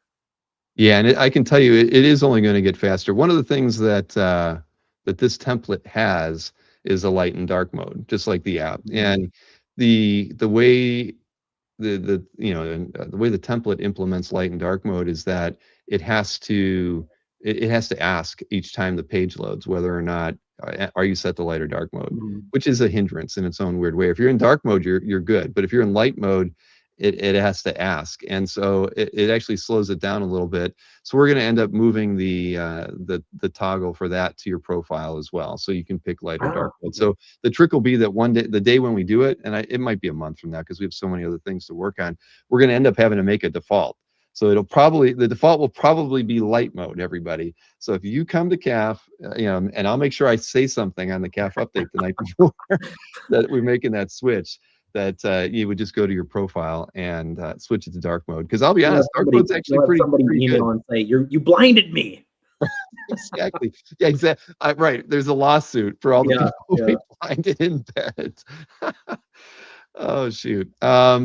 So yeah. So see, CAF does not a lot changed. We kept the ad up there and everything. I mean, one of the things that that I enjoyed, like right off the bat, was and this kind of works against us, and I think was probably one of the contributing factors to people saying, "Oh my God, the images are too big." We actually made the site wider than we needed to. If you recall, the masthead ad here at the top was the old width of the site. So I made the decision, because see, if we widen it out, it is at a fixed width, I think it's like 1400 pixels. But I felt like being, that it was going to allow us to do a little bit more in the body of the area between the two, the ad column on the left and the right column. So but in doing that, it did spread the art out a little bit more. So it made people think like, there's so much white space. But the funny thing is, if you go back and look at the old site where the thumbnails are only 200 pixels tall, there was a ton of white space around everything because of how it was designed. But anyway, so the cool thing, if you're on desktop, and you really don't like ads, because I mean, everybody says, ads are a bad thing. All you have to do is like, you shrink like that, the left column goes away, you shrink a little bit more, the right column goes away, and you have an ad-free experience. So for those people who over the last 20 years have told me there's too many freaking ads on your site, Bill, okay, well, when you want to like go ad-free, here you go. All it took was shrinking your browser window just a smidge left and right, and they're gone. It's like magic. And I'm not watching the chat, Chris, so you'll have to, people are making jerk references now. Marcus, because I said you were going to blind somebody, brought up Nathan Johnson. Oh man. All right. Well, I'm trying to look at my list here. Well, here's one of the most important changes that we did was, as everybody knows, when you would upload art, we would, resize your main image based on, being premium or not. But we always created a thumbnail, a physical file for a thumbnail. And back in the old days, I think it was only like 150 pixels tall. And then there was a point where they were 200 pixels. And then I think like 3 or 4 years ago, I started making them 300 pixels. But we only showed them at 200 pixels tall. But what that meant was anybody who had uploaded art 20 years ago, and haven't updated their images, we're stuck with this little 200 pixel, crappy image. And that was what was representative in everybody's CAF gallery. So one of the changes that we did, because it's something that we can use with the CDN, was we're actually taking the large image and dynamically resizing it to actually 350 pixels tall, but showing it at 300 as a default. And what that did was it made everybody's, I mean, if you go to Nick Barucci's CAF gallery, in the old days, his thumbnails and his featured stuff, and when you would browse stuff historically, so much of it was blurry. Yeah. Now it's crystal clear. I mean, it couldn't be better. I mean, it's kind of shocking, in a way, how clear things got by doing that. But we did increase the size of the thumbnails, and that's the other thing that people didn't like was, now the thumbnails are 300 pixels tall instead of 200 pixels tall. So we increased them by 50%. But if you don't like that, try going through every single piece of CAF art every week and tell me you don't like it. Right. I mean, look at this now. There's no second guessing, right? Do you really like that Man of Steel last page from issue 1? I mean, there's no question, right? Why are you making us drool over Jim Warden's gallery, by the way? Well, I had to pick Jim Warden because I know for a fact that Jim Warden actually updated his cover image to this, because I forget what the image was before, but he took the time to see that, oh, I don't really like my cover image, I'm going to change it. So, and he's one of the people I watch. And that's so cool because that image is already long. It's a poster, right? And it was a poster that was landscape. So that's a great fit for that spot. Yep, exactly. And Joe K, saying I was hoping for published art by decade. I mean, the thing is, it's not integrated yet. We didn't reintegrate the comics.org data for you to assign your published stuff to. It's a little bit more complicated, and it'll probably be something that that was like an 8 on our 1 to 10 list. But the thing is, we have over 80,000 published pieces assigned to the comics.org database. You could easily show off artwork by era, because we know the published date already. There's lots of stuff we can do with it, and no one else can come close to that. But but back to this is, the one thing that people were upset about was, like, in the old days, they could, if they got to here, they were seeing 3 rows of 200 pixel tall images, and now it's like, I have to scroll, Bill. You don't understand the strain that's putting on my index finger. And I get it. Some people like to see like a snapshot. People were like, where's my 30,000 foot view of my, and I'm like, okay, I get it. And you know what? A simple answer to that, not that I'd want anybody to kind of change and bastardize the layout, but if you're on a PC, I'm sure Mac is the same. If you just hit Control minus, you can basically get back to that 30,000 square foot view if you really, really, really wanted to. It doesn't look that good that way, but Control plus brings it right back, and we can all breathe again. But there's alternatives that you can do, and if you do that, it actually is just associated with calf. But I still wouldn't recommend doing that. Yeah. Bill Newell has a question. Okay, where is Newell's question? Did it scroll? He's getting antsy about it. All right. He has a question. Did he ask it? I have to scroll up, don't I? I'm scrolling up. I'm trying to find Newell's question. I read it and I forgot what it was. I see Gorilla Site update. I'm scrolling. I'm not seeing it. Re-ask, Newell. Yeah, let's see. I'm missing it. Also, I'm not trying to be chat monkey, but this is the second time he's brought it up. All right. I'm sorry, Newell. I'm sorry. I'm trying, man. When the VR version is coming? That's what Tom wants to know. I don't think we have that. But anyways, back to the good stuff, everybody. The thing is that we got so many emails in the first, first 24 hours, first 10 hours, and things that we had missed. So like, initially we didn't even have this the link that people were used to seeing, like, view all 14 new pieces in the recent. Oh yeah. Silly stuff like that we just missed, right? And so, because I had somebody say, I can't tell what pieces are new anymore. I only can see that it was last updated on 4.2. So, I'm like, oh, cool. And so we wanted to hear all that. That was perfect. Getting feedback, letting us know when we tripped up was important. So that was Tim Danner comes in and saves Stingray's ass. I have a question. You be able to generate a short link for my posts. I can't find that anymore. Is it? Oh, the Quirls feature. See, that's one of those features I didn't think anybody used. Quirls. So, all right. So Stingray, find 2 other people that used Quirls, and I will put it back on the site. I would probably do it anyway, but I'm not ignoring you, man. I'm literally I can't see the chat. I'm relying on Chris.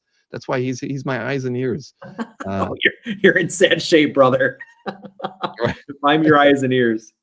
Yeah, well, that's all right. I've moved things around now so I can look at different stuff. But Carl says Newell is struggling with his BlackBerry. I bet he'd never had a BlackBerry. Jiggy wants to know about switching between 18, 36, and 54. No, we actually default everything to 54 now, Jiggy. So we don't give you the option to go lower now. 18 was always our default back when the internet was slow, and the internet isn't slow anymore. And so that was, but we kept it around. It was only 18 forever. As everybody knows, when you're in somebody's gallery, it was always set to 18 with paging, and what a pain in the butt going through some rooms that had 200 pieces was. But one thing that we leaned into in all of this was utilizing the search function within a person's gallery, because we had so many different ways to show, like, what's new, what's classified, what's this or that or the other. And so we actually took that and just made everything kind of like a little more universal under here. So when you click on what's new in Jim's gallery, in the past I would only show you the 14 pieces that he had added, and you had to go someplace else to maybe scroll and try to find everything else. Now we take you to a page that shows you all 878 results with paging, so that you can, like, it defaults to by date, but I can go in here and say, well, let's just take a look at everything by most commented, and go that way. And again, you saw, boom, site is really fast, even when it has to check for light and dark mode. Let's see. I can't believe those are the most commented pages. A She-Hulk number 50 page. Yeah. Huh. Just when you think I want to read Derek's question here, because it's let's see, if somebody makes a favorites gallery of images they don't own and they accidentally add a for sale item and they try to remove it from if it's for sale, huh? No, that's a peculiar one, Derek. Send me that in an email. I'd love to try that. I can't say that I've ever added for sale pieces into my favorites before, but it's not a bad way to keep track of something that you're thinking about buying. I would think a lot of people do that, but the only problem is favorites are public versus not. Another way. Yeah, I don't know, that would be a good way to do it. Peter wants to know where you find your CAF number. It's actually right up in the URL. Like here, you can see that Jim Warden. It's really tiny. He's GCAT equals 278. So he has been around a very long time. And so as you can see up here in his user bar, which we didn't have before, he's been a member since November of 2003. He actually joined the year like 10 months after we launched. So it took a long time. It took 10 months to get to 278 members. That's not a pretty good. That's a pretty bad average, right? I'm ashamed to admit how long I was a lurker on CAF before I joined. I probably lurked the site for 9 years before I joined. Newell just asked that same. Well, no, he didn't ask the same question. Somebody fixed that and posted it for him. But we answered that question, Newell. Quirls. I said, find me 2 other people, and I'll reinstitute the quirls. I didn't think anybody used it. To be honest with you, I looked at the. Can we put a poll in the chat? I wish I could put a poll in the chat. But so back to one of the biggest problems that CAF always had was that for new people coming to the site who hadn't registered yet or didn't get they don't understand what CAF is. The homepage wasn't very informative. I mean, we grew up from the Comic Art mailing list with people just being used to what CAF is, and we never really did anything to help new people coming to the site to figure out what it was about. Sure. So often I would get emails from people saying, do I send you my art to upload to this amazing gallery of art that you've posted? And I'm like, it doesn't work like that, man. You create your own gallery and you upload your own stuff. But every month, it was like every other week, you would get an email from somebody who didn't know what CAF was, asking, who owns this artwork? It's wild. I'm like, their name is on their gallery, but it was always at the bottom. People didn't get, so we knew that we needed to put, information about the owner whenever you're on any part of a gallery owner's page, that there's that Jim Warden is here. He's a member. And we even did it better by saying and mirroring what we did on the app. How many artworks are in their gallery? How many people watch them? These people are important. You might want to watch them too, right? And we made watching easier by putting I'm already watching Jim, but big watch button up there. You just click it and it dynamically updates live. Just kind of looking through my stuff here. So a lot of people have not quite figured out how to update their the cover image, and some people don't even know how to update their avatar. But it is underneath your edit profile screen. I was Thor when CAF launched, but after about 6 hours of emails, I was a melting ice man. I decided, because this is what I looked like, but it was fun. I put that up there, and then I used that as my reference when anybody was asking me. But how do you update your cover image or your avatar? You just go to your edit profile page, which before started just off with your name and your personal information, which is all still there.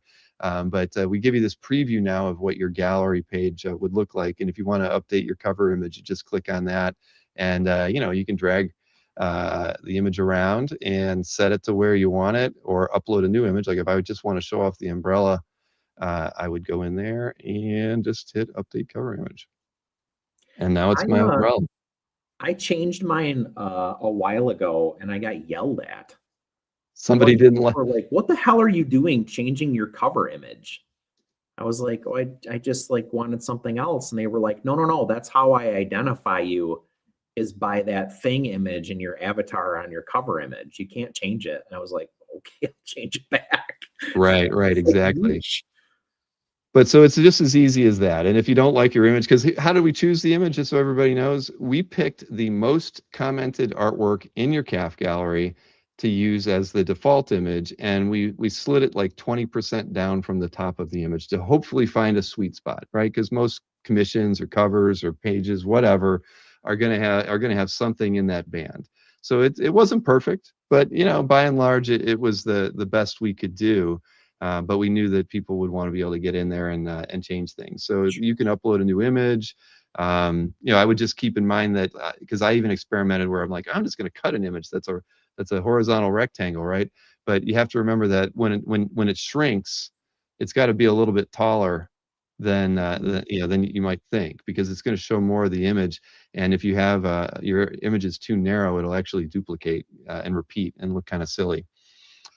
Seeing some questions in there. I saw Alberta was asking, who wants the about owner section of any art piece to be below the comments. There's a lot of scrolling to get to the comments. I mean, well, there always was. The about the owner section, was always in that spot. But I get it. It's something to consider. I can see on mobile where having to go past the about the owner to get to the comments, can be a little cumbersome. But On desktop, it certainly isn't. But I get it. I do. You know, I've been told, I've been asked that question more than once about you know, the piece detail page. Alberto just wants to read his comments.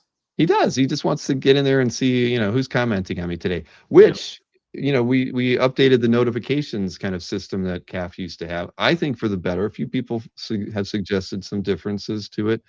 If you remember in the old days, we had the notification counts were underneath the logo for CAF, and we broke it out 3 different notifications, you know, which weren't even, you know, number of emails that you haven't looked at, which never really updated right, the number of likes on your artwork, and the number of likes on your comments.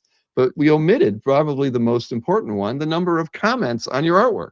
That, you know, really the most important. You know, maybe you could say calf mail was more important, but we left comments out. I don't know why. So when we were redesigning the site, I'm like, we have to add that in there. So now we have 4 things. I'm like, we are not going to put 4 circles, you know, notification graphics up there with different counts on them. We're going to consolidate everything into a single hub for notifications. So you know, like right now I have 2. I know I should have uploaded a piece of artwork so you guys could have you know, beefed up my numbers.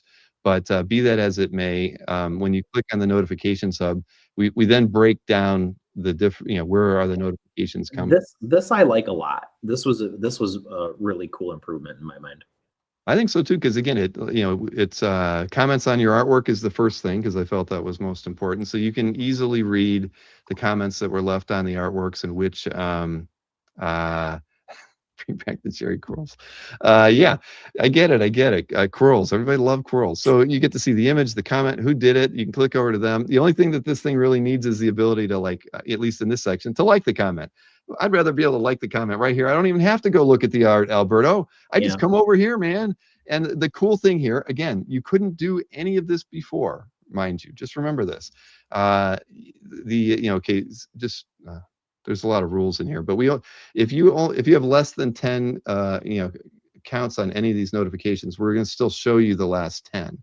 But if you have 15 new comments that you haven't looked at, it'll show all 15 of them on here. But the default is at least to show you 10 for each of these elements. But the cool thing that you can do now is you can literally go and see, I've got 2,630 comments on my artworks over the 23 years I've been on CAF. I can actually now scroll through every single comment that I've ever gotten at any point in time on my artwork. Couldn't do that before. Now you can see likes on your comments. Marcus, I'm sure that's ridiculous to see. I don't even know what that number might be. You know, and same thing with you know, likes on your artwork. You know, so we've really made that better. And the it still says 2, because emails they stay in the CAF mailbox. So the only way to clear out your email count is to actually click over there, and you can see I have a 2. And so we always highlight the things that you haven't seen with a red bar on the left-hand side. You would have seen that on the notifications hub too, where it's something you haven't seen. So that highlights the fact that these are 2 emails that have come in that I haven't looked at. I mean, you know, and if I hit refresh now, and we don't wipe out the numbers just yet, but if I were to hit refresh now, it's going to reset the you know, the numbers to nothing up there, and the red lines are gone. So that's how notifications work now. But some people were like, I'd still like to see the email count separate. I don't know. I mean, if we get rid of this the night you know, the lighter dark mode button, I guess I'd have room for one more if I wanted it. I probably would rather have that real estate for an extra link or something up here. Yeah, I'm sure people would rather have a new art link back in the menu than another notification. We have someone asking if you would quickly walk through the workflow for adding a piece to your gallery. They said they can't figure it out. Okay, sure, absolutely. You know, it's once you're logged in, you'll be able to have access to this menu. First link in the rollover menu is manage your collection. And from there, and just so everybody knows, when we activate booth management, we will have the access to updating and accessing your booth will be here, and it will be in the menus as well. But so once you get into this, you know, this section, if you've already created rooms, we show a list of rooms here. CAF's got a hierarchy of, you have a gallery, then you have to have rooms to put your art in, and then the art goes in the rooms. And that's the structure that we've used since day one. And it, for those people who like to curate things, and keep things very organized, that's it's a handy tool. There are some people that just create one room and then and they call it my art collection, and they just keep uploading into that one room and never make other ones. It's totally up to you if you want to mess around and do that. But there's an add gallery room link right up at the top if you haven't added a gallery room yet. And then once you do, you can just go in. We have a quick add art button is the first one. You get that same add art button from here. This is my junk room. It's not active. You can see I've got just goofy crap in here. But to add artwork, you can either click the add artwork link there or click it from this page right here after you have a room built. And from this, you have to, we require some basic data, title. You can skip the description. Lots of people do. And we set defaults that are most common. So outside of giving it a title and picking an image, you're pretty much free to do whatever you want. But the main thing is, click the select image button, you pick an image, and it'll basically kind of set things up. It'll preview it there for you. I'm typing the word test in there for my title. We encourage everybody to use the artist fields. Artist fields are actually really important, because if you don't fill out the artist field, that artist list that's on your main gallery doesn't get populated, because we only look at what gets added in the artist field as a means of making that other list populate. But for me, that we check the active box by default. If I'm going to uncheck it, it's in an inactive room anyway, so it wouldn't show up. But I'm just going to make sure that it never has the chance to accidentally appear on CAF. We give you a section for private data. This is all for your own use. You can put the purchase price, if you have an estimated value, when you picked it up, who you bought it from, and any other notes you might want to add. And when you're done, you just click add art, and you're done. Boom. Art's uploaded to CAF. It's got an X by it, so that's how you know it's inactive. I should probably be noting right here that it's in an inactive room as well. That would probably be wise. I mean, it's the silly stuff that we came across that we're like, wow, why don't we ever do that? But I literally never thought that before in 23 years of using CAF. But when I'm thinking about how to describe it to somebody, it would be good for them to know that the room's not active. We actually put a link right in here to get you back to the main gallery room.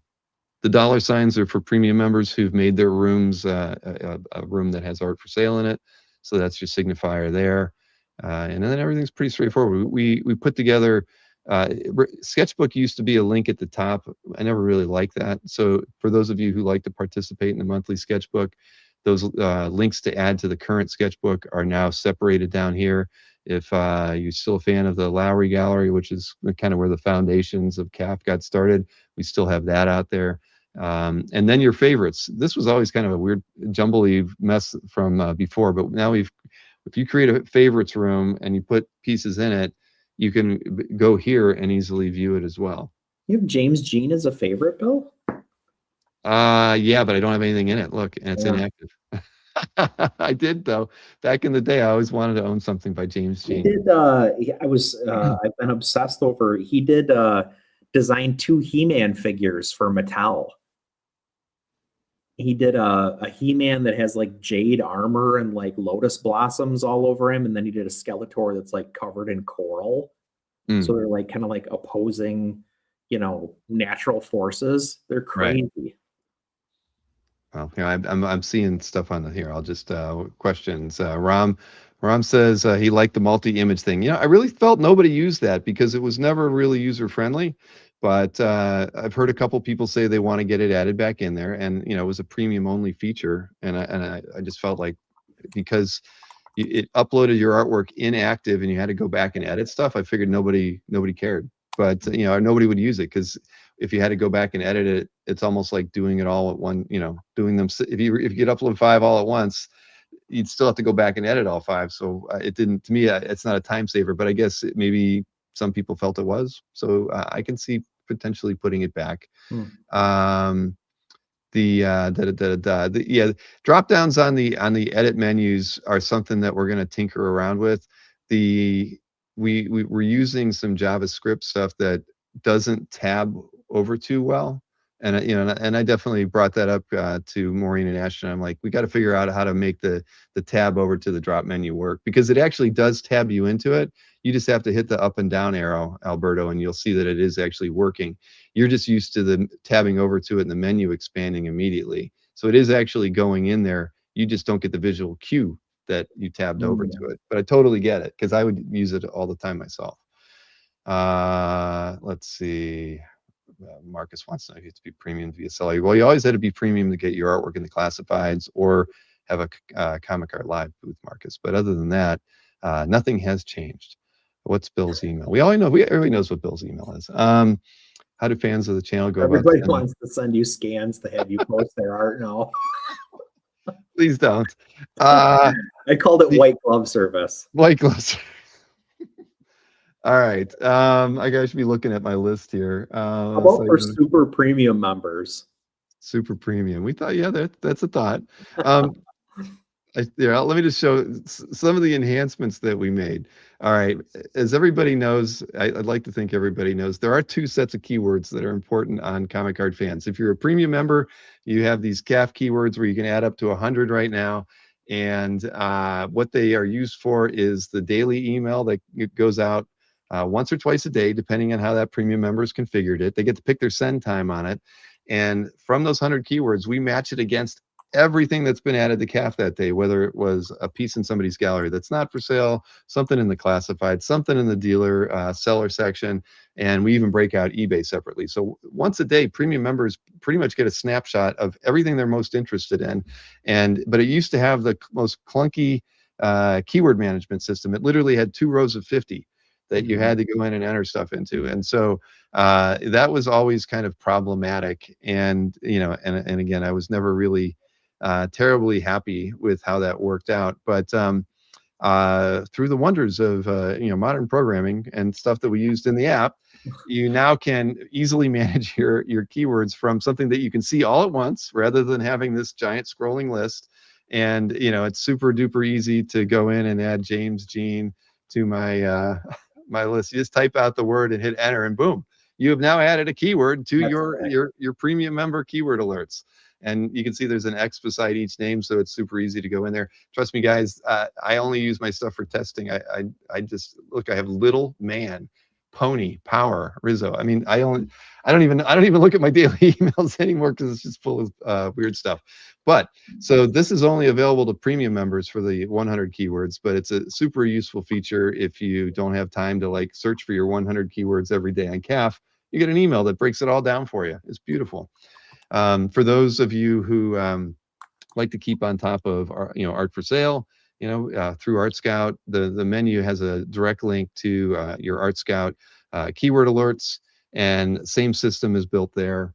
Where you can go ahead and manage your 50 keywords now. If everybody remembers, 25 keywords was your limit on the website up until the relaunch. Prior to that, to get 50 keywords, you had to use the app. We rolled that out in the app in the V2.1 list release of the DCAF app, where you could have 50 keywords. It got a lot of people to download the app because they could increase these Art Scout keywords, because the Art Scout keywords are only targeted at art for sale, whether it's in the classifieds or the dealer art for sale. And these are the things that if you're a premium member, you get alerted on new art added for sale within 5 minutes of it being hit on the dealer site. And since we have a network of over 30 dealer sites that we host and have built, and there are all of the major ones that whether you're collecting commission artwork from from Felix or TD Art or Splash Page Art, or you like the vintage stuff like Ramita Man and Anthony and Albert,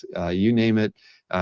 We host all of the most of the major art dealer, art rep, art agent websites out there. So if you are always in the market to buy art, or at least to know what might come up on the market, these Art Scout keywords are your friend. And we do offer 10 keywords to non-premium members too. So when you're a member of the site, you can go to the Art Scout Alerts page, and you'll have the ability to enter in 10 keywords here as well.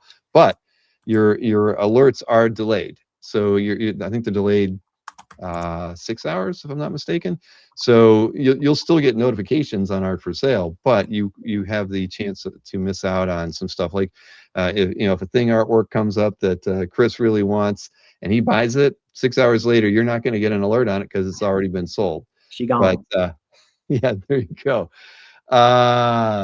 Oh, Michael Finn. Michael, I have not opened the box yet. I have it right beside me, so I can't wait to crack into it. Anyway, so there was that. We updated the keywords stuff. Here's something too. One of the coolest things on the app when we rolled out the V2.1 release was just getting to see what your Art Scout results were at any time. And so if you go under the for sale menu, research and tools, people were wondering about this. Where do we move the market data links for people who subscribe to market data? We put it underneath for sale, underneath the research and tools heading here. But the Art Scout set, this actually brings back everything that's ever been pushed out to you as art for sale, and it updates. If the piece of art sells 24 hours later, it will be removed from your list. And we keep this as a running list for 90 days. So you can come back here at any time and just scroll through artwork that matched your Art Scout keywords, and see if it's still available. It has the potential to get knocked out because somebody bought it. But at the end of the day, this is letting it's an easy way to review all of those, emails that you got that we send out every 5 minutes, or any of the push notification alerts that came out because you also have the phone on, the app on your phone. So there's that. That's one. That's another one. And I would, and you might not have even known that was there, Chris, because I did not. We snuck that one in there. One. Matt Sardo, I love Matt Sardo. He asked me a question that literally made me slap myself in the face when we were doing the redesign. He said, "Why, underneath in the latest updates, does the view all link underneath the list of collectors take you to a list of collectors? Why can't I see the artwork right away?" And I thought, wait a minute, that's a good idea. Yeah. 23 years later, it took him asking me that question, and I'm like, yeah, we want to take people to the artwork first. Right. I mean, that's CAF is all about art. Why do I want to see a list of collectors? It's important, but back in the day, I felt like it was more important to show who was updating CAF. So now, when you click the view all, it takes you to the new art page, shows you that 7,000 pieces have been added, and there's a link right at the top. If you like going to see a list of collectors, you can still do that. There they are. But now it goes to show what you get used to. Right, exactly. And so so this works out really well. I like it, and I think you look at something like this, we could tighten up some of the the way this is laid out to kind of pull the artwork up faster. But one of the other things that we did that I think there's a lot of reasons why 2D galleries became in existence. The European version of CAF, they didn't like the way we displayed time on CAF. If everybody remembers back in the day, here in this set here, it would literally say 4/2/2008 10:01 00 p.m., which meant nothing to anybody that wasn't in the Eastern time zone. So, and we showed that everywhere. If you were on the West Coast, that time meant nothing to you. And but we lived with that forever. And so I was like, that's another thing, we have to change that. So now, look at this. In the last 17 minutes, we've had 5 gallery owners update their website. You couldn't tell that before. You couldn't tell how active CAF was, because you'd have to okay, what does the time say over there? I mean, now it's like, I can go over to the recent galleries and see that we always could see 92 people updated, but now it's like 2, 4, 13, 13, 19, 38, 42, 60 minutes. So we've had 8 people in the last hour update their CAF gallery. And after the first hour, we just start counting hours. So Jim Warden could be at an hour and a minute, and we're still going to say 2 hours. We could probably do that better. Do we really want to say 90 minutes or 61 minutes? No. But point is, this helps us show you and everyone else how active CAF is, and we always knew it. Chris Stork and I know it, looking at artwork all the time, but just breaking it down by that meant a great deal just to me, because I could see it in a better light now, and so I was very happy with that, and I hope people get adjusted to that as well. Um, Dealer market data. What did I do over there? Oh, it was always kind of an omission and silly, but when you were doing searches, we always have like the more results sets and everything in there, and there's way too many Thor results, clearly. But we never actually integrated for those of you with market data, the dealer results in the set. We only had historical auction results for the keywords. So now it's easy enough to like go over there and check out market data for for in this case, I'm looking at Thor related stuff, and then, easily hop back to members, classifieds, sellers, or auction market data. That's And nice. again, so for those of you who have access to market data, it's much better now. And I can guarantee you we're going to continue to improve what we offer there as well. Dealer market data was the last thing that we added into our archiving of sales. And, there's other places where you can supposedly get dealer market data. It's not. With us, we only track the sellers that we host, and they have to mark the artwork sold before we put it in market data. If they turned it off, if they hidden it, deleted it from the website, whatever, those other places that kind of monitor this stuff, they just they put it in their sold history as if it's sold. They can't tell you that it's sold. We're the only ones that can actually tell you that these things have sold. And so we don't include anybody that we crawl that we don't know their data, if they sold it or not. We only include the dealers and the reps that we work with. And we have over, I think, close to 200 million in sales, because we've, Albert and Mike, we've hosted for almost 19 years. So we have 19 years of sales history. You can do a lot of research in market data with that kind of information, and it's all legit. Is return to consignor considered sold? No, Marcus, because they don't mark it as sold. It has to, just like the drop menus for your art type, the dealers that we host have a drop menu for, is it for sale, on hold, or sold? We only copy it to market data when they say that they sold it and move it out. So nice to see Bill get excited. All right, Peter Rowe. Let's see. I'm still looking at my list here. Light and dark modes. We tweaked some stuff on artwork, watch galleries. Yeah, that's true. And we actually added a legitimate gallery owner search, which we've never had before. Oh, Which is silly, but yeah, now I can type in, Chris, and we can find out how many people match that. We got a lot of praise them. Jesus, Bill. Oh my goodness, lots of them. So we never had that before, but it's more of a wild card search, because you can see we bring in Christos and Christian. Sure, yeah. But we felt like that was the best way. But if you're looking for Chris Snorick, or I guess James S., that kind of thing, you have to know what you're looking for. But it's an easier shortcut than hunting and pecking and trying to figure out how to find a person's gallery. Thank you, Marcus. What else I got? I mean, there's here's a cool one, and it's one that is harder to find and understand, but it's very important. Let me go back to my. Let's no, I don't want to do thing. I'm gonna, because I'll get Swamp Thing in there, and that'll make Chris mad. I'm just gonna do a Thor again. So when you're looking at art for sale, and that was a general site search that I did, but I'm now just clicking over to go in and look at the seller data. And this was integrated into the app in v2.1 back in November, but it's the ability to exclude sellers. One of the most requested features in the last 20 years of CAF is the ability to kick out sellers who you just don't want to see. Sure. And so by default, we have a page here that it gives you your results. It says I could be excluding sellers, so that means I'm not excluding anybody right now. But if I wanted to, there's a link right here to go and manage your sellers.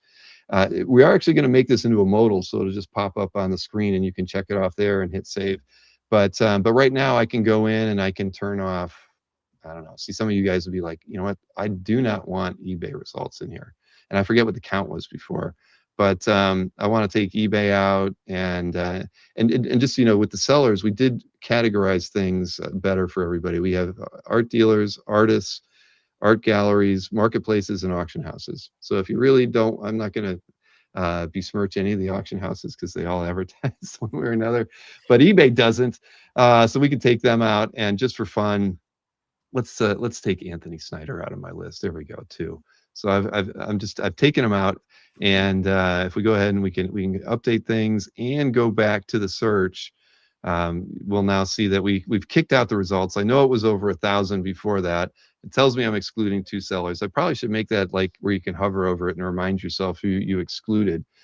True. But now I've narrowed down my list, and this is a permanent change. That seller list is one that is a permanent configuration. So if you never want to see eBay and you never want to see Anthony, you go over there and you do that, and you'll never see him again. And even more importantly, that will exclude those sellers from the want list alerts that Art Scout sends you as well. So bear that in mind. It's not just for searching on CAF. It's like a permanent change to who you want to see or don't. So hey, for those of you who only like 10 sellers, go and uncheck everybody and just keep those 10 set, and you're good. Yeah. Yeah. But it's finally there, folks. It's finally there. People might not, there's actually advanced filters on here. You can pick, if you're only right now when no countries are set, it's searching them all. But if you want to just pick 1 or 2, and if you're in France, you only want to see results from France, more power to you. Can I We even exclude France? Well, I think you'd have to check everything but France. That might be better put on the dealer config page, though, when I think about it. But you can see we even break out the seller types, right, by art gallery. So you can say, just bring me back stuff from marketplaces, or only bring me stuff back on auction houses. Or a cool feature is apply it says want list. We need to change that to say Art Scout. But this, you can actually do site searches now, or for art for sale searches that apply your 50 keywords to it. So I haven't used it in a while, so I'm kind of, it's still fast. Good. So Thor's still in there. Doggone it. All right. I got to remember to mess around with some of this stuff more. It's been a while. Some of these features we worked on really a long time ago, but there you go. I just brought back 25,000 art for sale searches that are strictly based on my 50 Art Scout keywords, excluding eBay and Anthony. And it came back in a split second. That was fast. It is very fast. And so point being, I mean, we spent a lot of time. It wasn't just redesigning the site. Maureen spent a great deal of time re-indexing the databases and putting different, shortcuts in there to make things faster. And so it wasn't just a facelift. There was a lot of work that went behind the scenes to make this stuff happen. And I'm sorry, I haven't been paying too close to the chat. I hope I haven't missed anything. But the big, just regarding the menus, I know that was the thing I think that drove people the most crazy, was just trying to find things. Like artist database is now underneath galleries. Before it was underneath resources. But I feel like we tried to consolidate stuff in the most logical ways. But I think we'll still probably tweak things as we go. But by and large, most things are where they were before. And we even put the shows up there so people know that we have in-person and virtual shows. Nice. James Sooner Siegel, is there an easier way to sort a specific gallery room on the roadmap? I think we still have to individually number them to change the order. It'd be cool if we could drag and drop. Definitely something that we will look into implementing. I mean, obviously from the your featured art section, that's drag and drop, where you can just grab something and move it around. We've talked about it. Some of the bigger problems come when people have hundreds and hundreds of gallery rooms, or hundreds and hundreds of pieces in a room that potentially that creates its own weird little problems. But I'm with you. Right now it's a numbering system, I think, and that's always kind of a pain in the butt. Ian Saint says he would love that feature. All right, I think you should see Maureen's post V1 list, because I just kept adding to it as I ran into stuff. You got to put corals back on there too now. What's that? You got to put corals back on too now. Did we get two other people besides Newell? Kazra weighed in. That's right. He wants to bring back the corals. Yeah. Okay. Doggone it. Trying to think if I've missed anything here. premium services. But for those of you who want to experience the site in a mobile friendly way, I don't have time. We were already 11:15. But so I won't try to even load up my phone to show you the mobile version of the site if it was set to classic mode. But end of day, if you're on a phone, this isn't the best page to be doing this from. But I should have went to my calf gallery. That's probably best. All right, I'm clicking on too many things. Just stop. There we go. Let me get back over to here. James is right. Let's do mobile next week.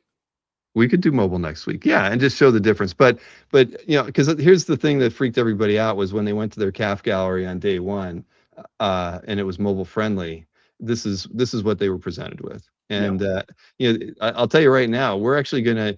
One of the things that I talked with Ashton about that we're going to change is, we're actually going to show a bigger image, because why show it so small? I mean, when you're on mobile, this thing should be filling the screen. So we're going to actually make a change. It may not fill it fully, but so it'll still stay the size we want it over in that view. But for mobile, it'll get little bit better. But this was the thing that everybody was presented with. And for those of you on mobile, I actually had to teach a couple people what a hamburger menu was. No. So because everybody was like, Bill, I can only click to go to the homepage. Where's the menu? And I'm like, see that thing with the 3 lines? That's how you get to the menu now. So I get it. It was a shock to the system. But I can tell you, man, at the end of the day, the site looks fantastic. I mean, with the better. I mean, look at these thumbnails, Chris. I know. They're so beautiful now. It changed my life this week, I have to say, because a lot of times, like when I'm doing, I think about the site in a different way than a lot of people do probably. But when I'm going through doing picks on, Monday or Tuesday or whatever it is, there are occasionally I'm like, oh, is that? And like, I have to click into stuff. I should say, click into stuff to see, like, is that what I think it is? And now it's just like immediately evident. Right. And just so everybody knows, there are default landing pages for each of these sections. If you clicked on galleries on the old site, I think we showed you what did we show you? I think we showed you a list of like whatever the links were underneath the galleries menu. It was just a list of text links. We've actually created a landing page for gallery artwork. So we start showing you popular artwork on the site, even though Eric De Los Santos, I keep telling him to take these damn things off. He's still on there. I gotta ban that thing.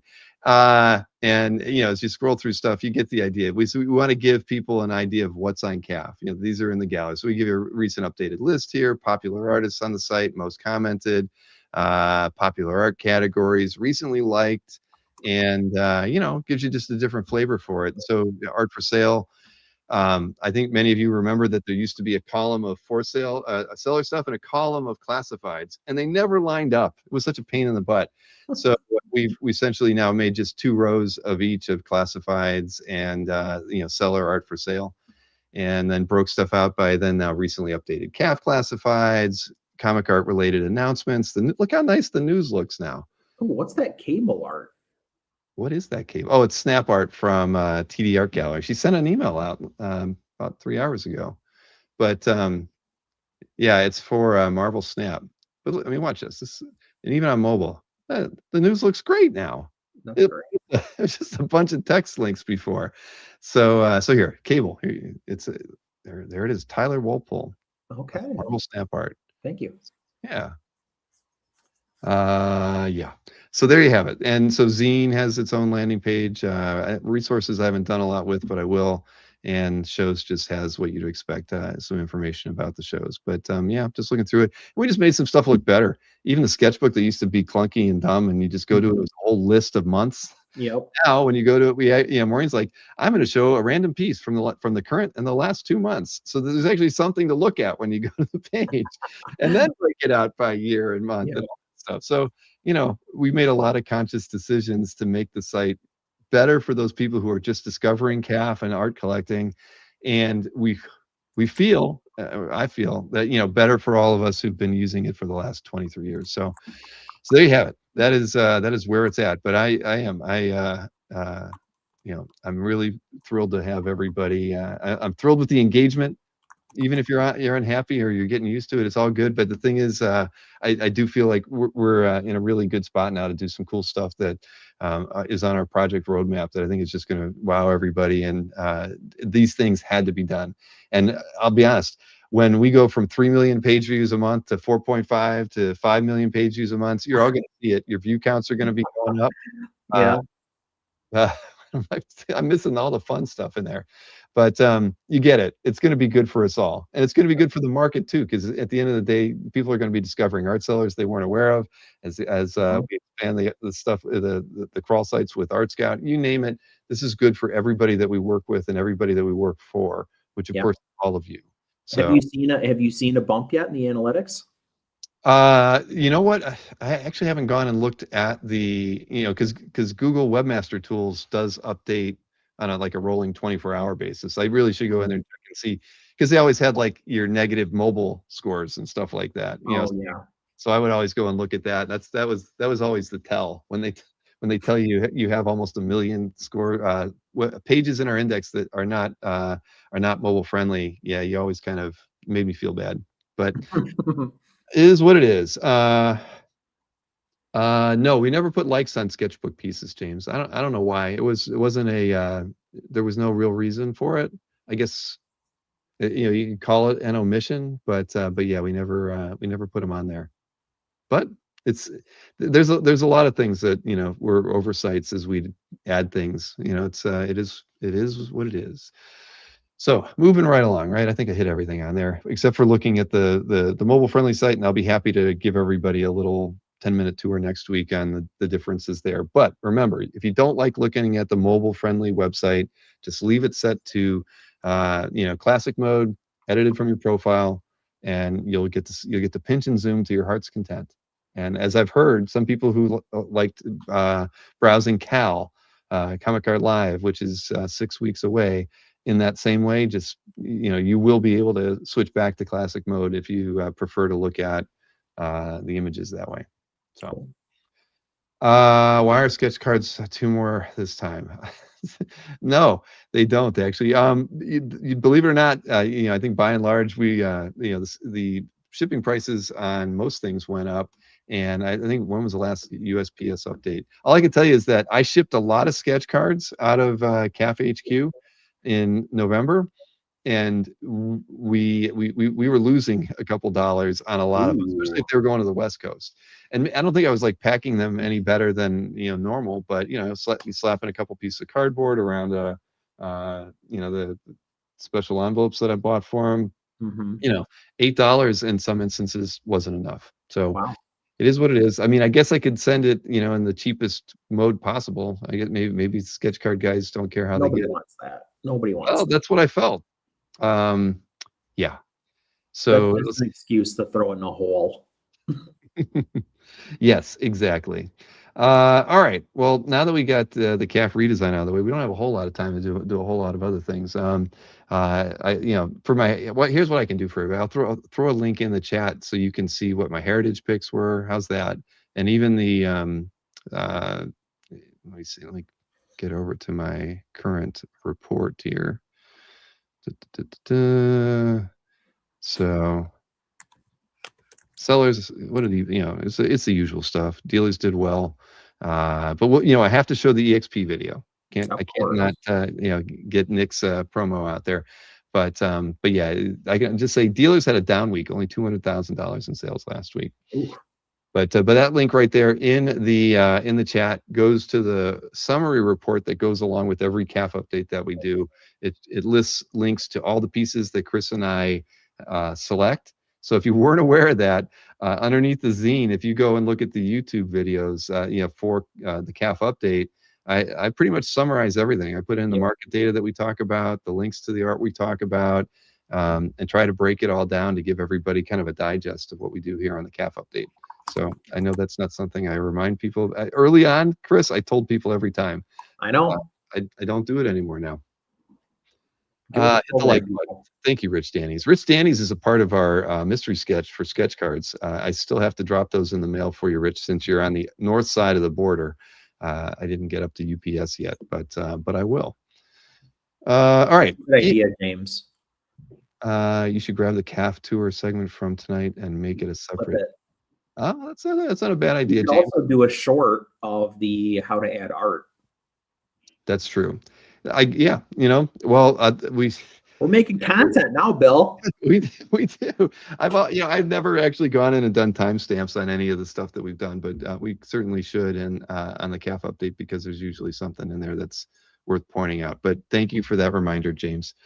All right, let's see. Let me get the EXP video playing here. I know that Nick's got his show tomorrow. His hair's starting to look long, but he's still wearing more than one chain these days. So let's see what he's bringing for sale tomorrow on the EXP at 7 p.m. Eastern. Everybody, this Friday, April 3rd, which happens to be Good Friday, we're going to have good art. It's going to be exciting. 7 p.m. Eastern, 4 p.m. Pacific on the Original Art Experience. Before I get into it, wherever you're watching this video, please hit that thumbs up, sharing is caring. Make sure you're subscribed, and if you are subscribed, make sure you're still subscribed. Hit that bell for notifications. Let's get into the art. So, Good Friday, we have the, this is an oversized trading card. Well, this is the art by Jay Lee for, in commemoration of Pope Francis. It's beautiful. It's unbelievable. It'll be available on Friday, and we're going to give, excuse me, a portion to a church charity, or a church. This is the Complete Dracula #3 cover by John Cassaday. It is friggin' gorgeous. Then we got Triple Dose of Ken Hazer, Thundercat Silverhawks #1. Check out this fantastic cover. Oh, the villains. You gotta love the villains. Then Dynamite #1 with Deja Thoris, Red Sonja Vampirella with a Jaws homage. And Sick. it is, isn't it? Zombie shark. Then we have Supernatural #3. I think this is our first Supernatural cover. Matter of fact, I think this is the first cover we ever had. The three strong ladies from Dynamite. Then we're going to have Jay Lee's Namor 34, page 17. If people ask politely, I'll do a undramatic reading. Silver Surfer Weapon Zero #1 by Joe Benitez. Oh, Mephisto. It is so beautiful. Then we have Action Comics 900, page 48 by Jesus Marino. And with all the Death of Superman stuff going on, this is incredible that we're putting this on the air. And Eradicator #1 by Roger Robinson. Check it out. It is beautiful. Then we've got commission cover art that Amy picked. Avengers Assemble. There were 25 of these made, and Amy said, let's give the Original Art Experience #1. Then we have Absolute Flash commission cover art, Sasquatch commission cover. I'm pretty sure that's Sasquatch in homage to Alpha Flight #5 or 6 or 7 cover. I'll look it up. Red Hulk commission cover art and Sentry commission cover art. So this Friday, April 3rd, Good Friday. It'll be a good day for art. 7 p.m. Eastern, 4 p.m. Pacific, the Original Art Experience. Look forward to being seen by you then. Go. Yeah, Nick's always got something going on over there, doesn't he? Yes, sir. All right, so we can do some picks, I think, can't we? All right. Let me get the right tab opened here. We get to look at the site redesign while we're doing it all over again. Let's see here. Share my screen. It's called a callback. We're doing a callback. All right, there you are. Now I found it. Okay, that, and get this in here and get me on the right tab here. All right. Sorry, I resized my windows a little bit so it's not so funky. No sweat. There we go. So, Now, hey, before we do that, can I point out one other feature of Please. this site? Some people actually don't like this. They like the way it worked before. I'm going to ask you, because I did ask you about this early on, and you liked it. If I click that, I now see just the image. Now you can use your mouse wheel, zoom in, zoom out. You can grab it and move it around. But everybody's been watching me struggle with what to do when an image is too big here on the, when we're doing our picks. Yep. I really appreciate the fact that when you click on it, it now loads it full screen in the window for you and gives you the choice to scroll. Because I mean, Yep. come on, as awesome as it is to see this image, I can't see the whole image Right. because it's too tall. It doesn't even as a person trying to appreciate this artwork, In I actually totality. it does. I'm not doing you any favors by making it so big. So this feature now lets you see it in its entirety, and if you really want to zoom in more, you can. I mean, Mhm. there's even this button right here actually is a full screen mode. Then on my ultra wide monitor is pretty crazy. I mean, it literally fills the whole thing. So I know some people, believe it or not, I mean, I literally had at least 6 people say I liked clicking on that image and then having to zoom in and move all No, around. this is better.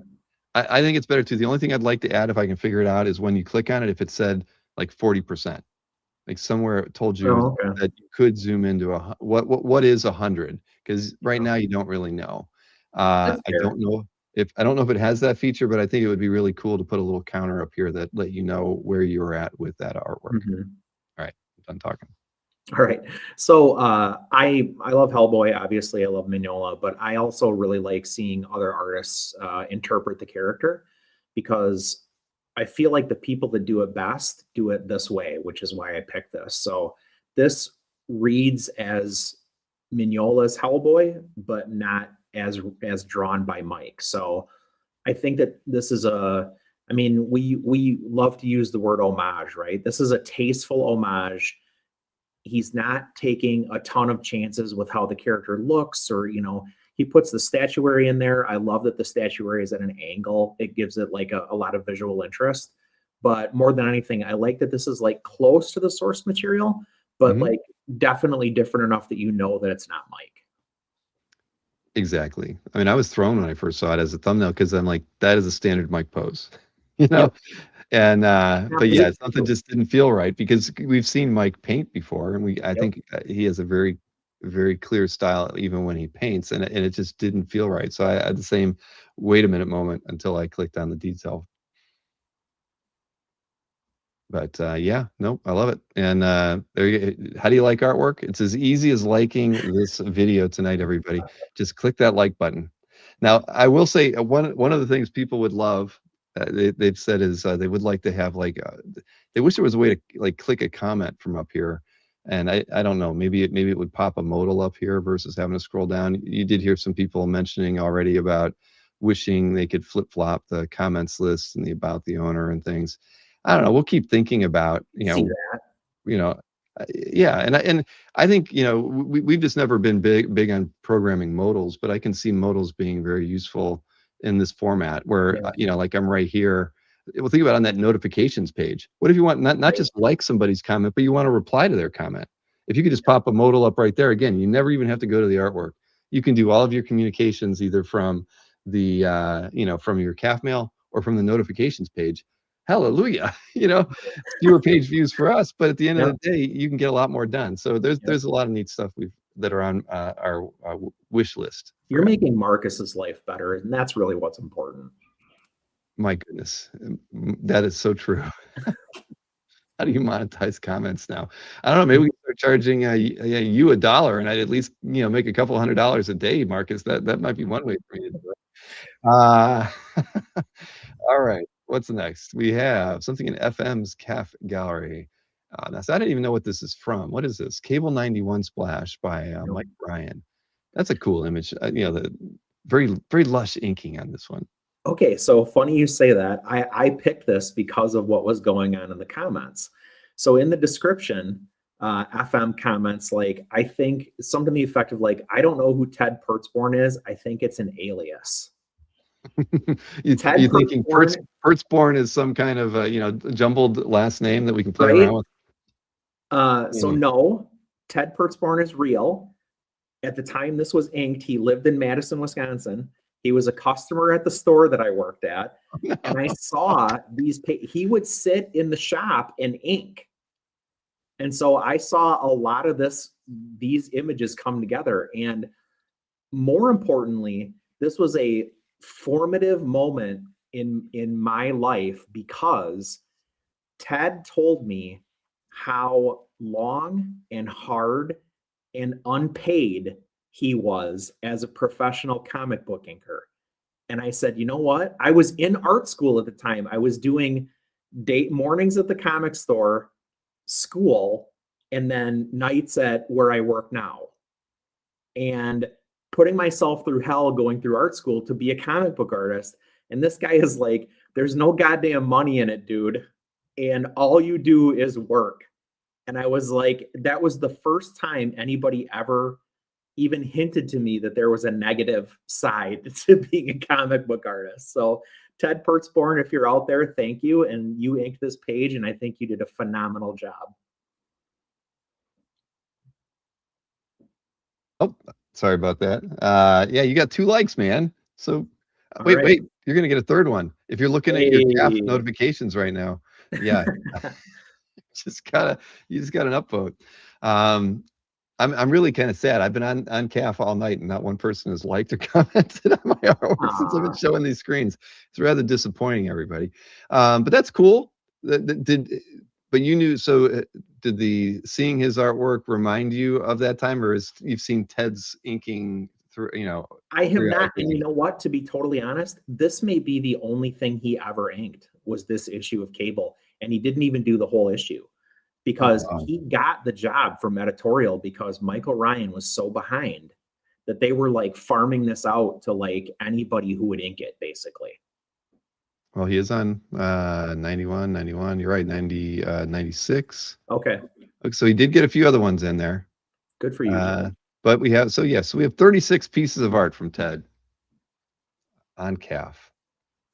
Well, that's good. I didn't get a like on this one yet. There we go, FM. Okay. So what do we got next here? This is in Tom McDonald's CAF gallery. Chicago. Tom. Look, it's another beautiful scan. Look at that Yeah. monster.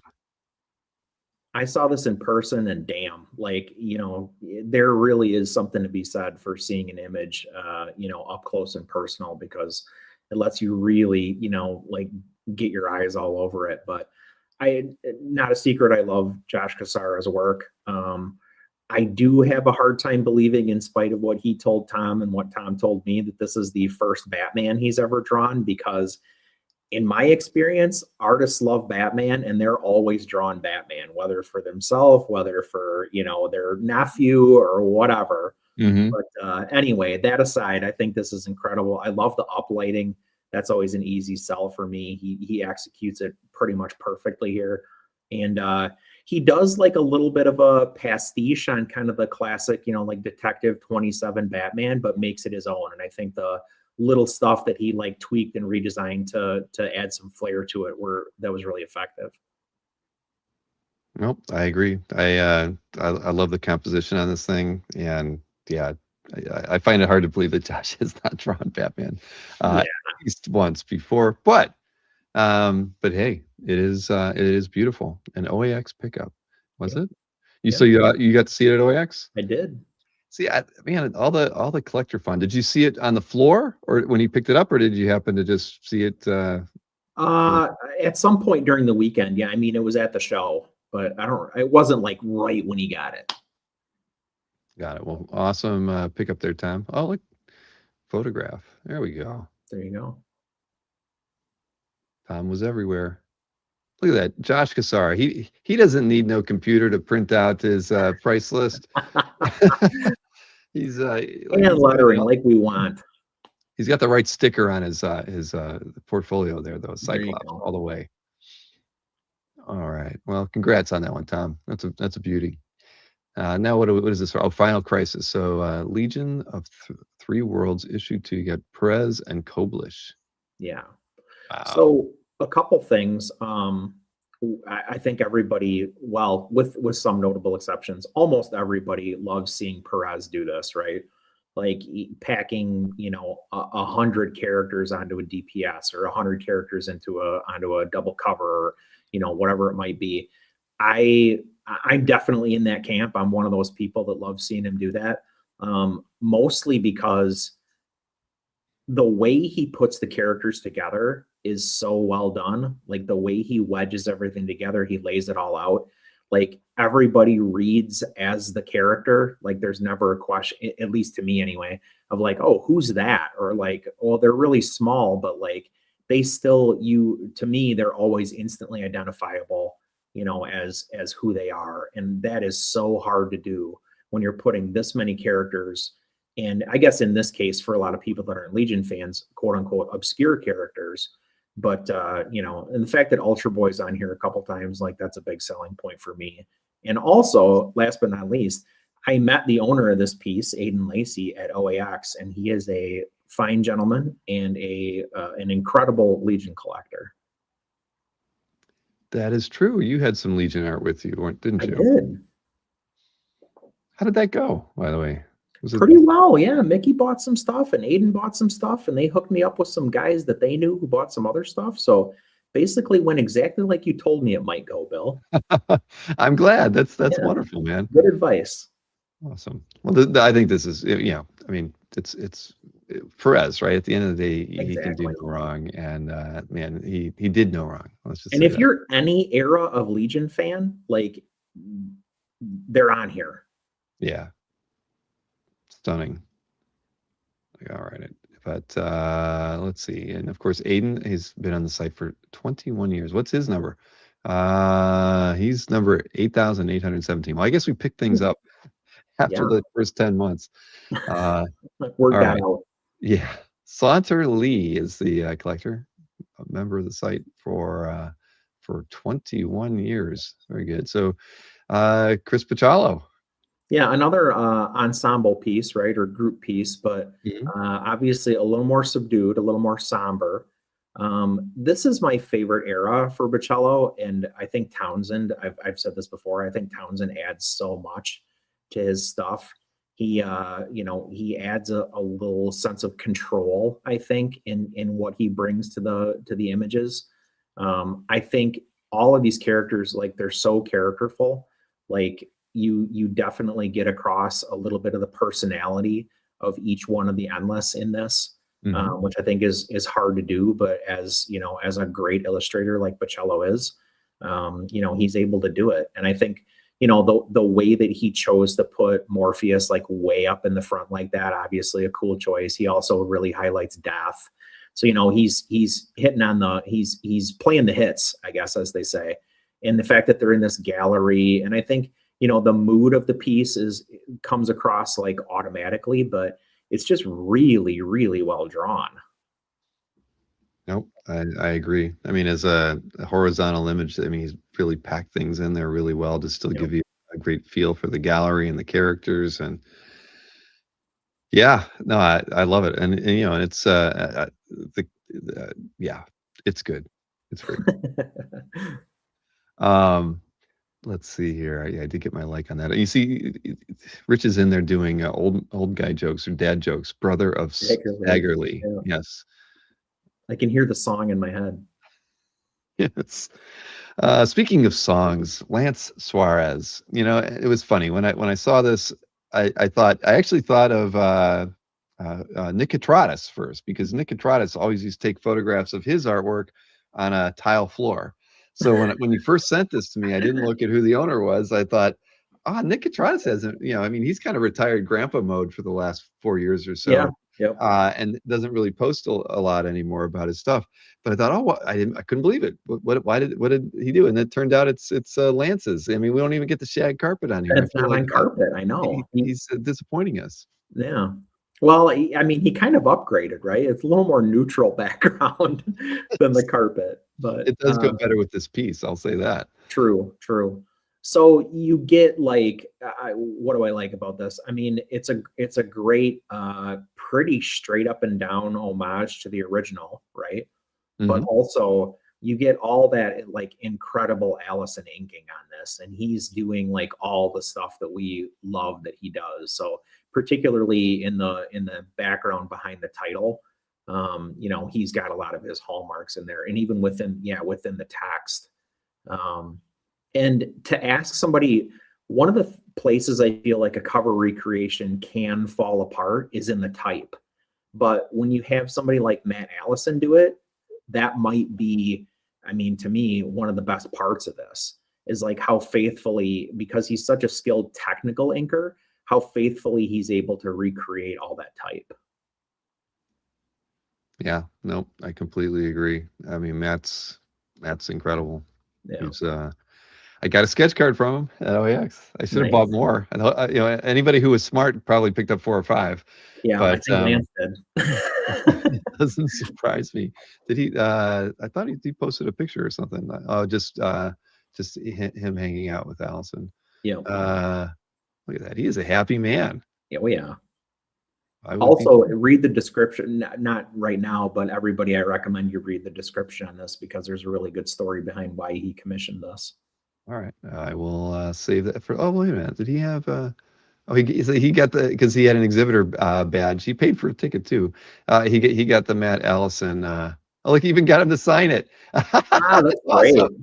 Oh, see, Lance, he's always thinking. Now he's literally got a keepsake forever there by all the angles. Yeah, because I think the non-VIP exhibitor badges were the Matt Allison badges. So wow, that's awesome. Yeah. And Matt Allison got he got the Palumbo, which everybody wanted. We ran out. We had too many VIP exhibitors.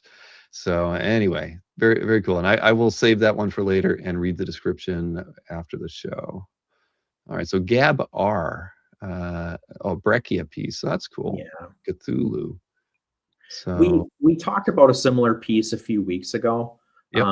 I mean, similar in well, not only technique but content, because I think it was also a Lovecraft book. But I mean, this is markedly different in a bunch of ways. It, like I said, does have some of the same techniques, but the thing that really jumped out about me, the thing that jumped out at me about this, pardon me, is the 2 figures being like really Dutched angles in the top 2 panels, like really kind of like sets a tone for the rest of the page. And then that middle piece, he's doing his like collage stuff. And I love the negative space that the figure takes up, which is the actual like illustrated portion of it, out of the middle of the collage. And then he kind of like almost zooms in on that in the last panel, and like you get a closer look at that figure. That is cool. Makes you want to be able to read it. I was a huge Lovecraft fan growing up, and I want to know what the translation is, because un momento. Nope, I'm not. I stop right there. But very, very, very cool piece. I think Breccia's work is just it's just so different, but so for the period, right? Anything out of the absolutely for that, right? Or this is kind of what. This was experimental work, right? You're playing around with medium and, like you said, some collage, photocopying things, duplicating stuff, and there was a lot of that done in the black and white horror stories from this era. So a very, very cool piece. Gab R. So, wow, okay, 16 years on calf. So watch this, everybody. I'm watching their calf gallery now. Look at that. All right. Okay, so this is in the permanent collection of ES. So it's from Art Adams, and it's a Guardians of the Galaxy cover. Well, I mean, what do we need to say? It's an Art Adams DPS. It's got, the Guardians fighting Thanos on it. Thanos is like the size of the Hulk, or bigger. It's just got anything and everything you would want to have in an Art Adams piece, with the exception of maybe like a hot lady. No, we can't. Yeah, I don't think we got a hot lady in here. You're right. No. But no, it's stunning. I was trying to see how that was the background. Yeah, there's a lot of work on that one. Yep. The textures. I mean, yeah. Well, it's also this is like, comparatively to some of his stuff, it's really like bombastic.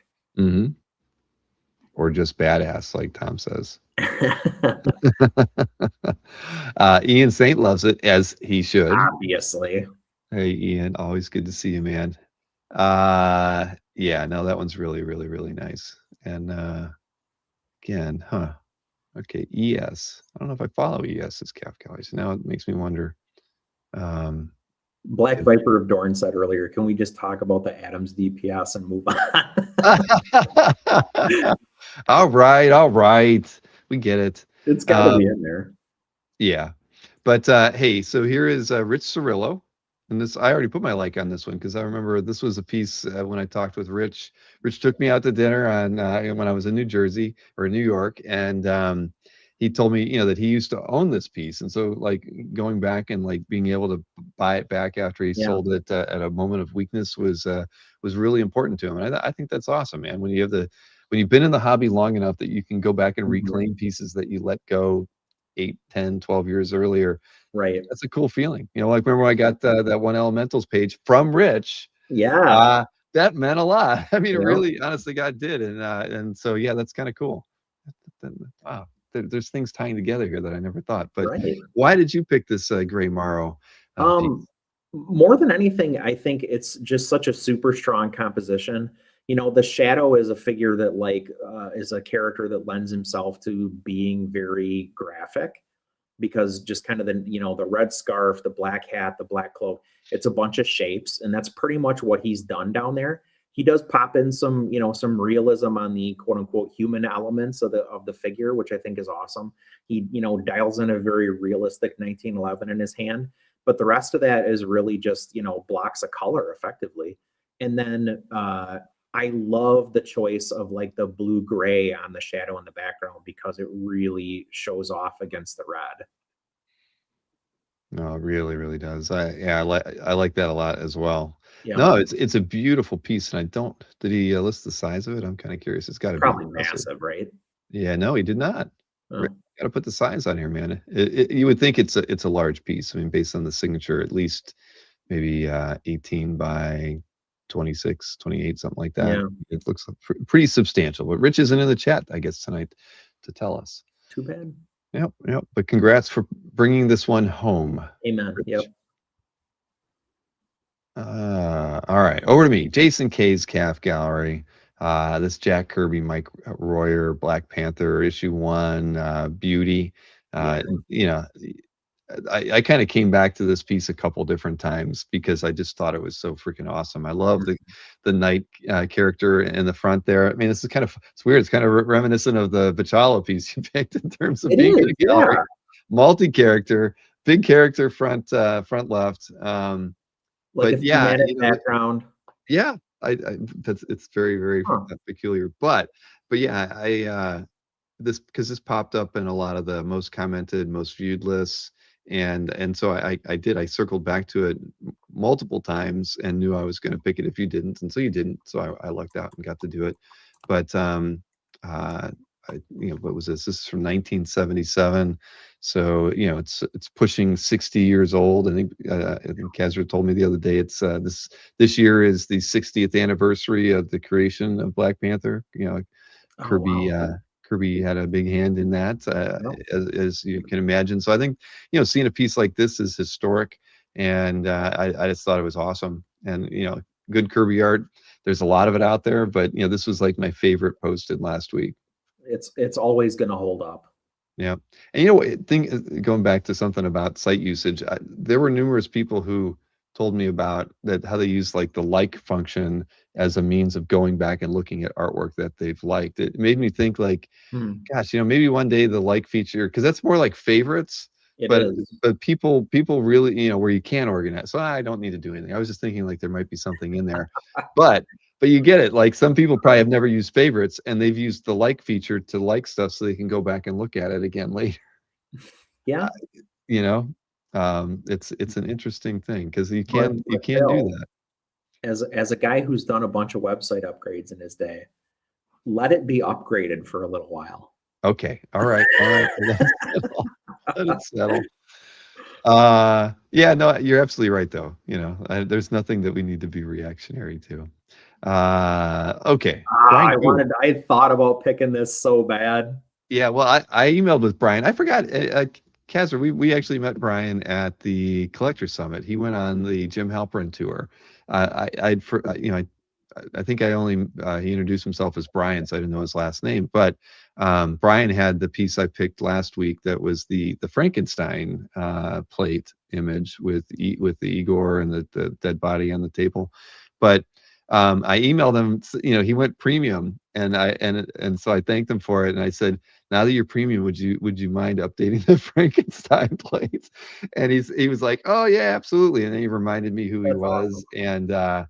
and so it's just cool. So seeing this piece was just like, oh my gosh, Yeah. Brian's going to be wowing us, I think, for a while with his taste, and I think he has a very diverse interests in art collecting. I think he collects some like Disneyana related Okay. paintings from the 50s, as well as loving comic book artwork from the 60s, 70s, and 80s. So if you're not watching Brian Koo's Calf Gallery, you need to do that. So because you're going to want to see what he updates it, because I can't wait to see. And now that he's premium, we get to see these gigantic scans. Hell yeah. So it's a good thing. 34 comments. That's nice. Nice way to start out.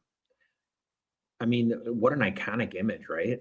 Yeah. I mean, I didn't even really like, I'm not a Wolverine fan, but I have like a visceral memory of this book and this splash in particular, and being like, oh man, like I remember a lot of people being like, oh, Buscema, like why, and like I don't know that it was necessarily the most like current / popular choice to put on a Wolverine solo title, but I thought it like absolutely sang, and like looking at this really takes me back to that.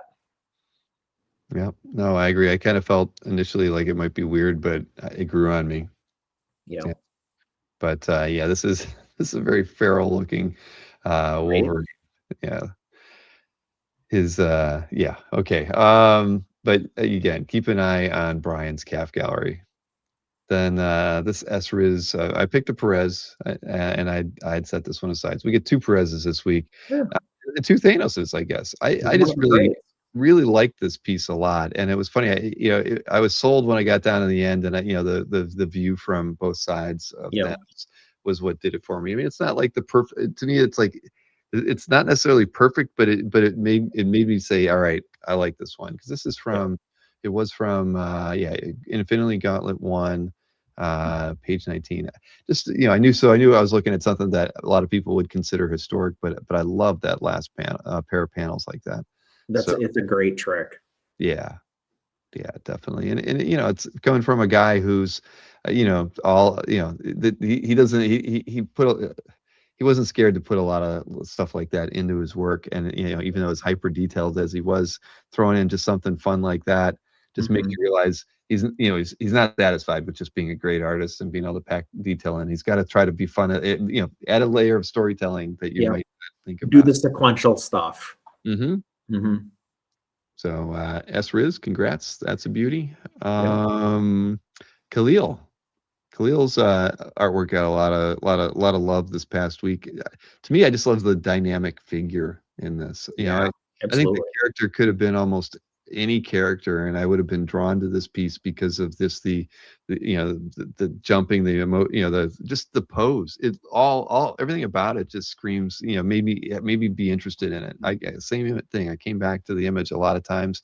It's painted really well. The glossy quality of the costume, all of that, but it was just something about the pose that I think it's the pose, and I think it's the place that it occupies in the image area. True. Right. It does fill the space.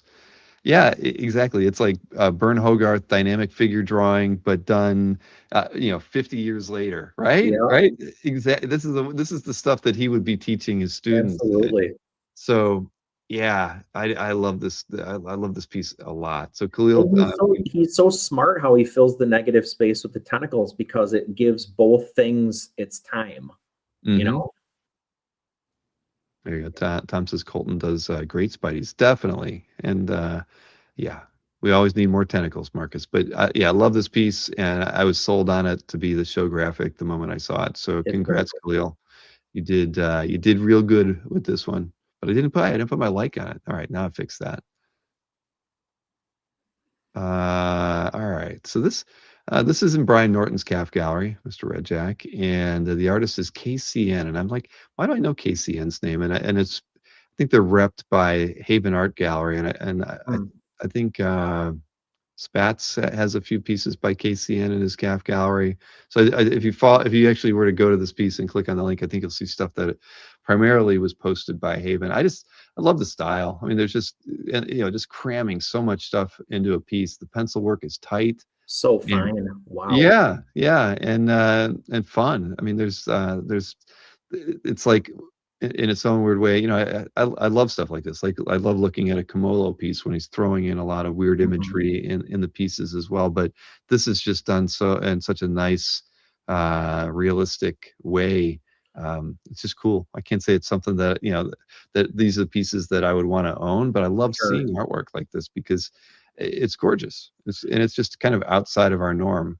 I'm trying I to remember think the he piece. made some. I think he or they made some really cool choices, like in the respect that, so not only the content of the drawing, but also like the sepia tone, like behind or under the drawing, and obviously the technical skill. But like this makes me think of a like an engineering drawing from that Yeah. period versus, you know what I mean? Oh, definitely. Yeah, I want to see a little bit more like dry point etching lines on it, and Sure. we'd be screaming Jeremy Bastion or something like that. Right. But either way, it's absolutely beautiful, and I know that I was like, I wonder if if a KCN as a search actually works on CAF, and I was like, oh, it does. Okay, cool. Sure. You know, so there you go. Oh, I remember that Catwoman. Yep. Yeah. Yeah. So again, most of this is posted by Erica Berkowitz from Haven Gallery, but again, cool stuff. I mean, I'd love to see it in person. Oh, and the painted work is really nice Wow, too. gorgeous. Shoot. So there you go. KC Cool. Search works. I always wonder, single character searches and Yeah. stuff are always weird passing into sequel stuff. But anyway, Okay, I Steve knew Lawrence. you were picking this. There was no question in my mind this was making the I cut. couldn't, you left this one for me and I took Yep. it. So, yeah, the first panel's freaking awesome. The rest of it's okay. It's funny. It's like, this is from X-Men 104 and Wolverine is just so not even, Didn't matter. This is yeah, about Banshee. right. Come on. Banshee's from, the early days. He's the I important love one here. Banshee. Everybody else is following Banshee on this one. I mean, Yep. look, even where is it? Yeah. In the second panel, Wolverine's like knocked out. I mean, I was laughing when I was Suck going it, through this. Wolverine. He's not even a player in this battle. And like Banshee was like the only adult on the Right. team, right? Except Wolvie, but I mean he was a bit of an attack dog at that point. So Exactly. But so obviously you love it because it's Cockrum. The inking on this thing is for me, just perfect, classic period. yeah. But Wolverine kind of sold the piece for me because I actually didn't think he was in the first panel, and I'm looking around, I'm like, how could they leave him out? Because I got down to here, and I'm like, oh, there he is, he's standing there, and I scroll up, and I'm like, where is he here? Oh, look, he's draped there. I'm like, well, where the hell is he in the first one? And then there he is, just an afterthought in the corner. Poor little Wolvie. Well, he'll get his time.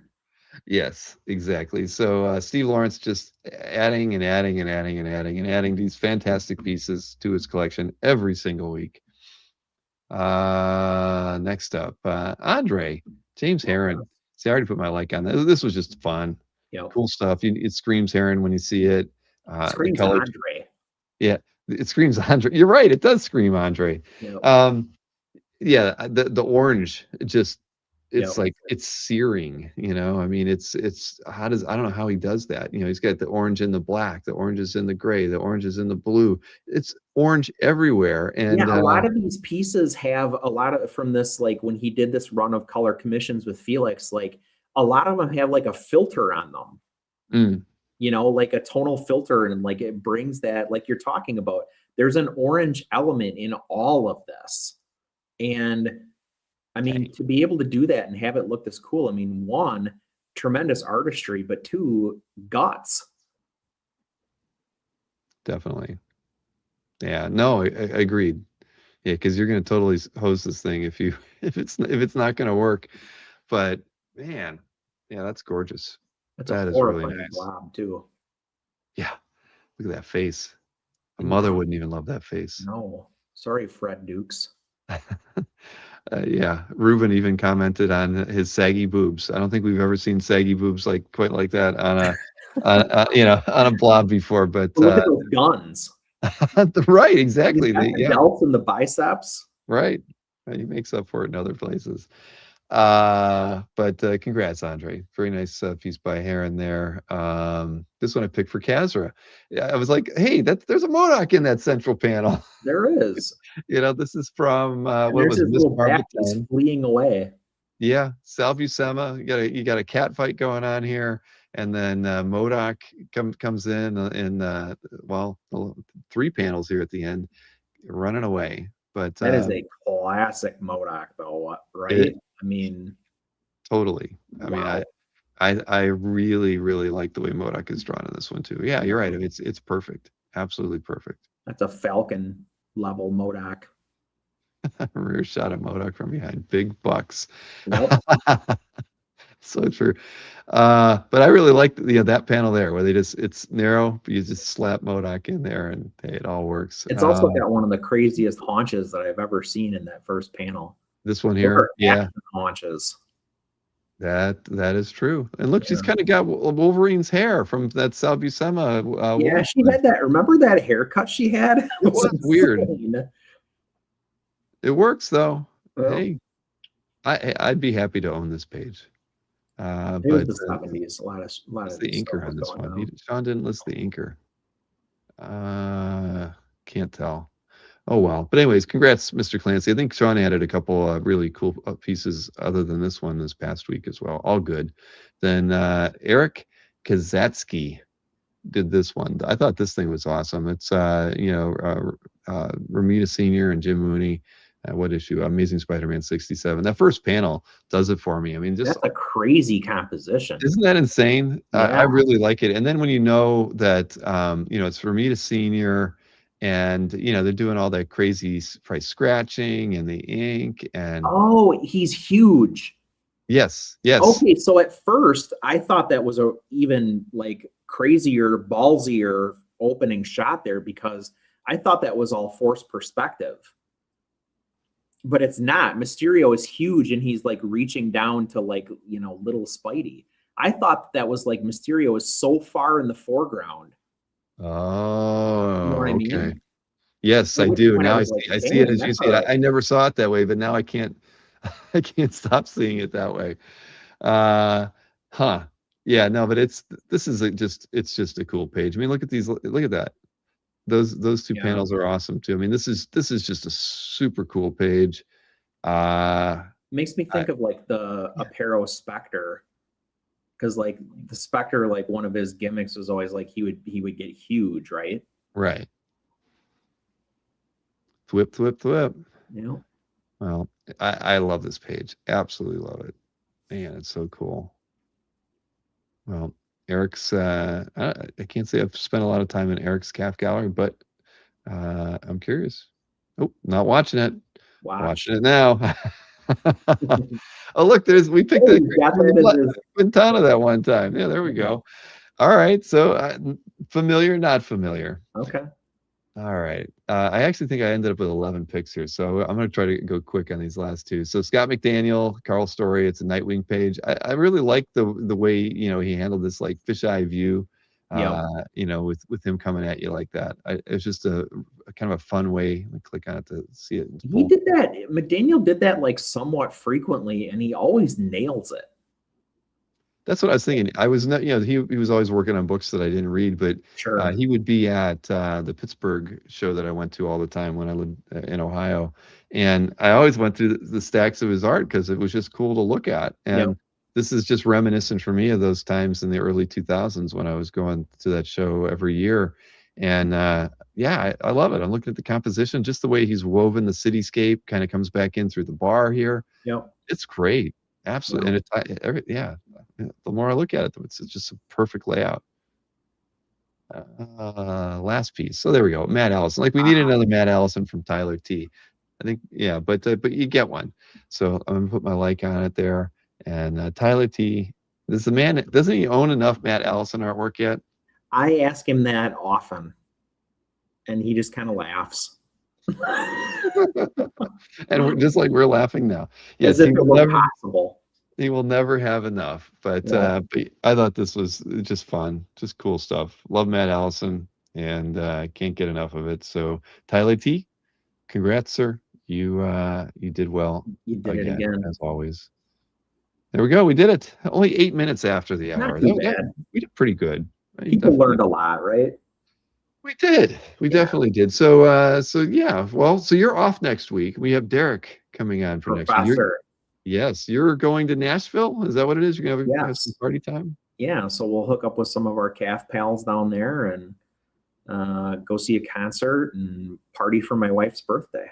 Sweet. Well, take a few photos. So of course, share them with the with the team. I mean, that sounds like it'd be a lot of fun. We'll see some art. You're going to take any art down to show off, or you're going just for? I don't think so. My collection's sad. They've seen it all. It's not sad, but no, not at all. So a Dixie Chicks concert. Marcus. They're just the Chicks now, Marcus. Oh, no Dixie. There you go. Yeah, they had to get PC on that one. Hey, Matt. I have to tell you, Matt Kennedy. I almost picked that. I don't even know how to pronounce their name. Senescence. So I don't know what the artist's name is, but Senescence. Yes, very nice artwork, and it was right on the edge. There was a lot of interesting stuff posted at CAF this past week, but that one I remember thinking, if I see Matt in the chat, I'm going to tell him that you almost made the cut. If we have an honorable mention, you made it on this one. So congrats on that one. I want to see more art by them. It's just a cool style. I did feature a piece with the endless on it this week, Matt. Maybe that means I'm growing as a person. Probably not. It just means I like Chris Pacello and Tim Townsend together.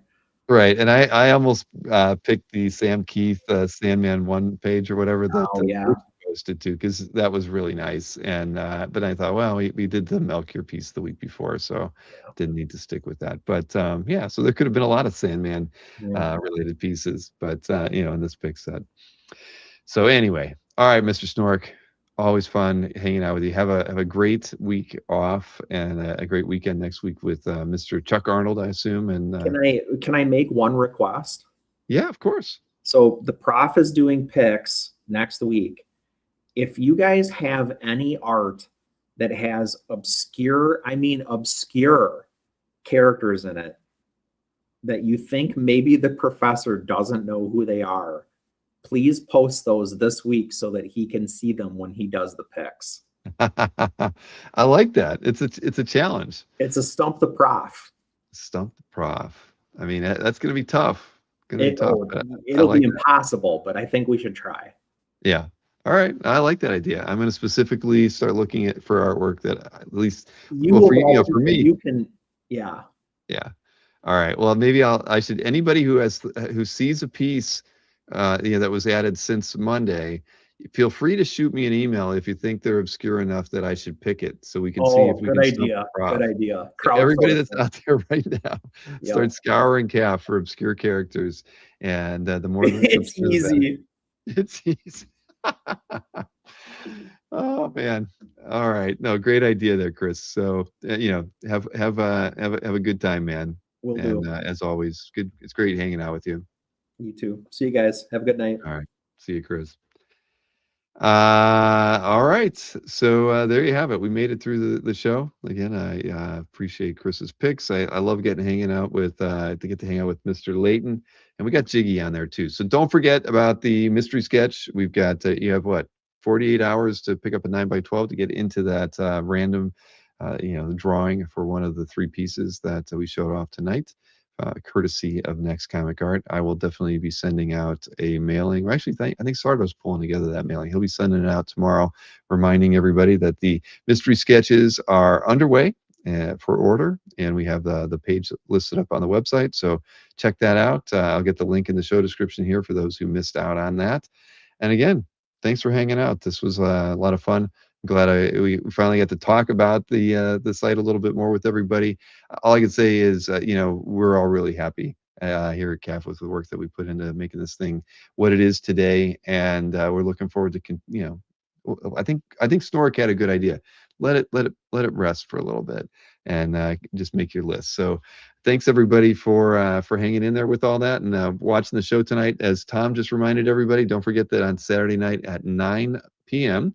I'll have I think I know Ryan Benjamin is going to be joining Yoshi and I think one other artist. They are going to have a couple of commission spots open up at the beginning of the sale. So if anybody ever wanted a bust or a headshot from Ryan Benjamin, I know he's doing one. I mean, I'm sure if nobody picks anything up, he'll just be drawing during the show, so that'll be fun. But for those of you who've wanted one, tune in early and you can get on that list. Gosh, I forget who the other artist is that's joining me. I know I put it in the mailing. Either way, I'll have more information about that in a mailing tomorrow as well. So look forward to that. And other than that, have a great evening. Thanks for hanging out with me. And thank you, Kezra. All right. Good night, everybody. My pleasure.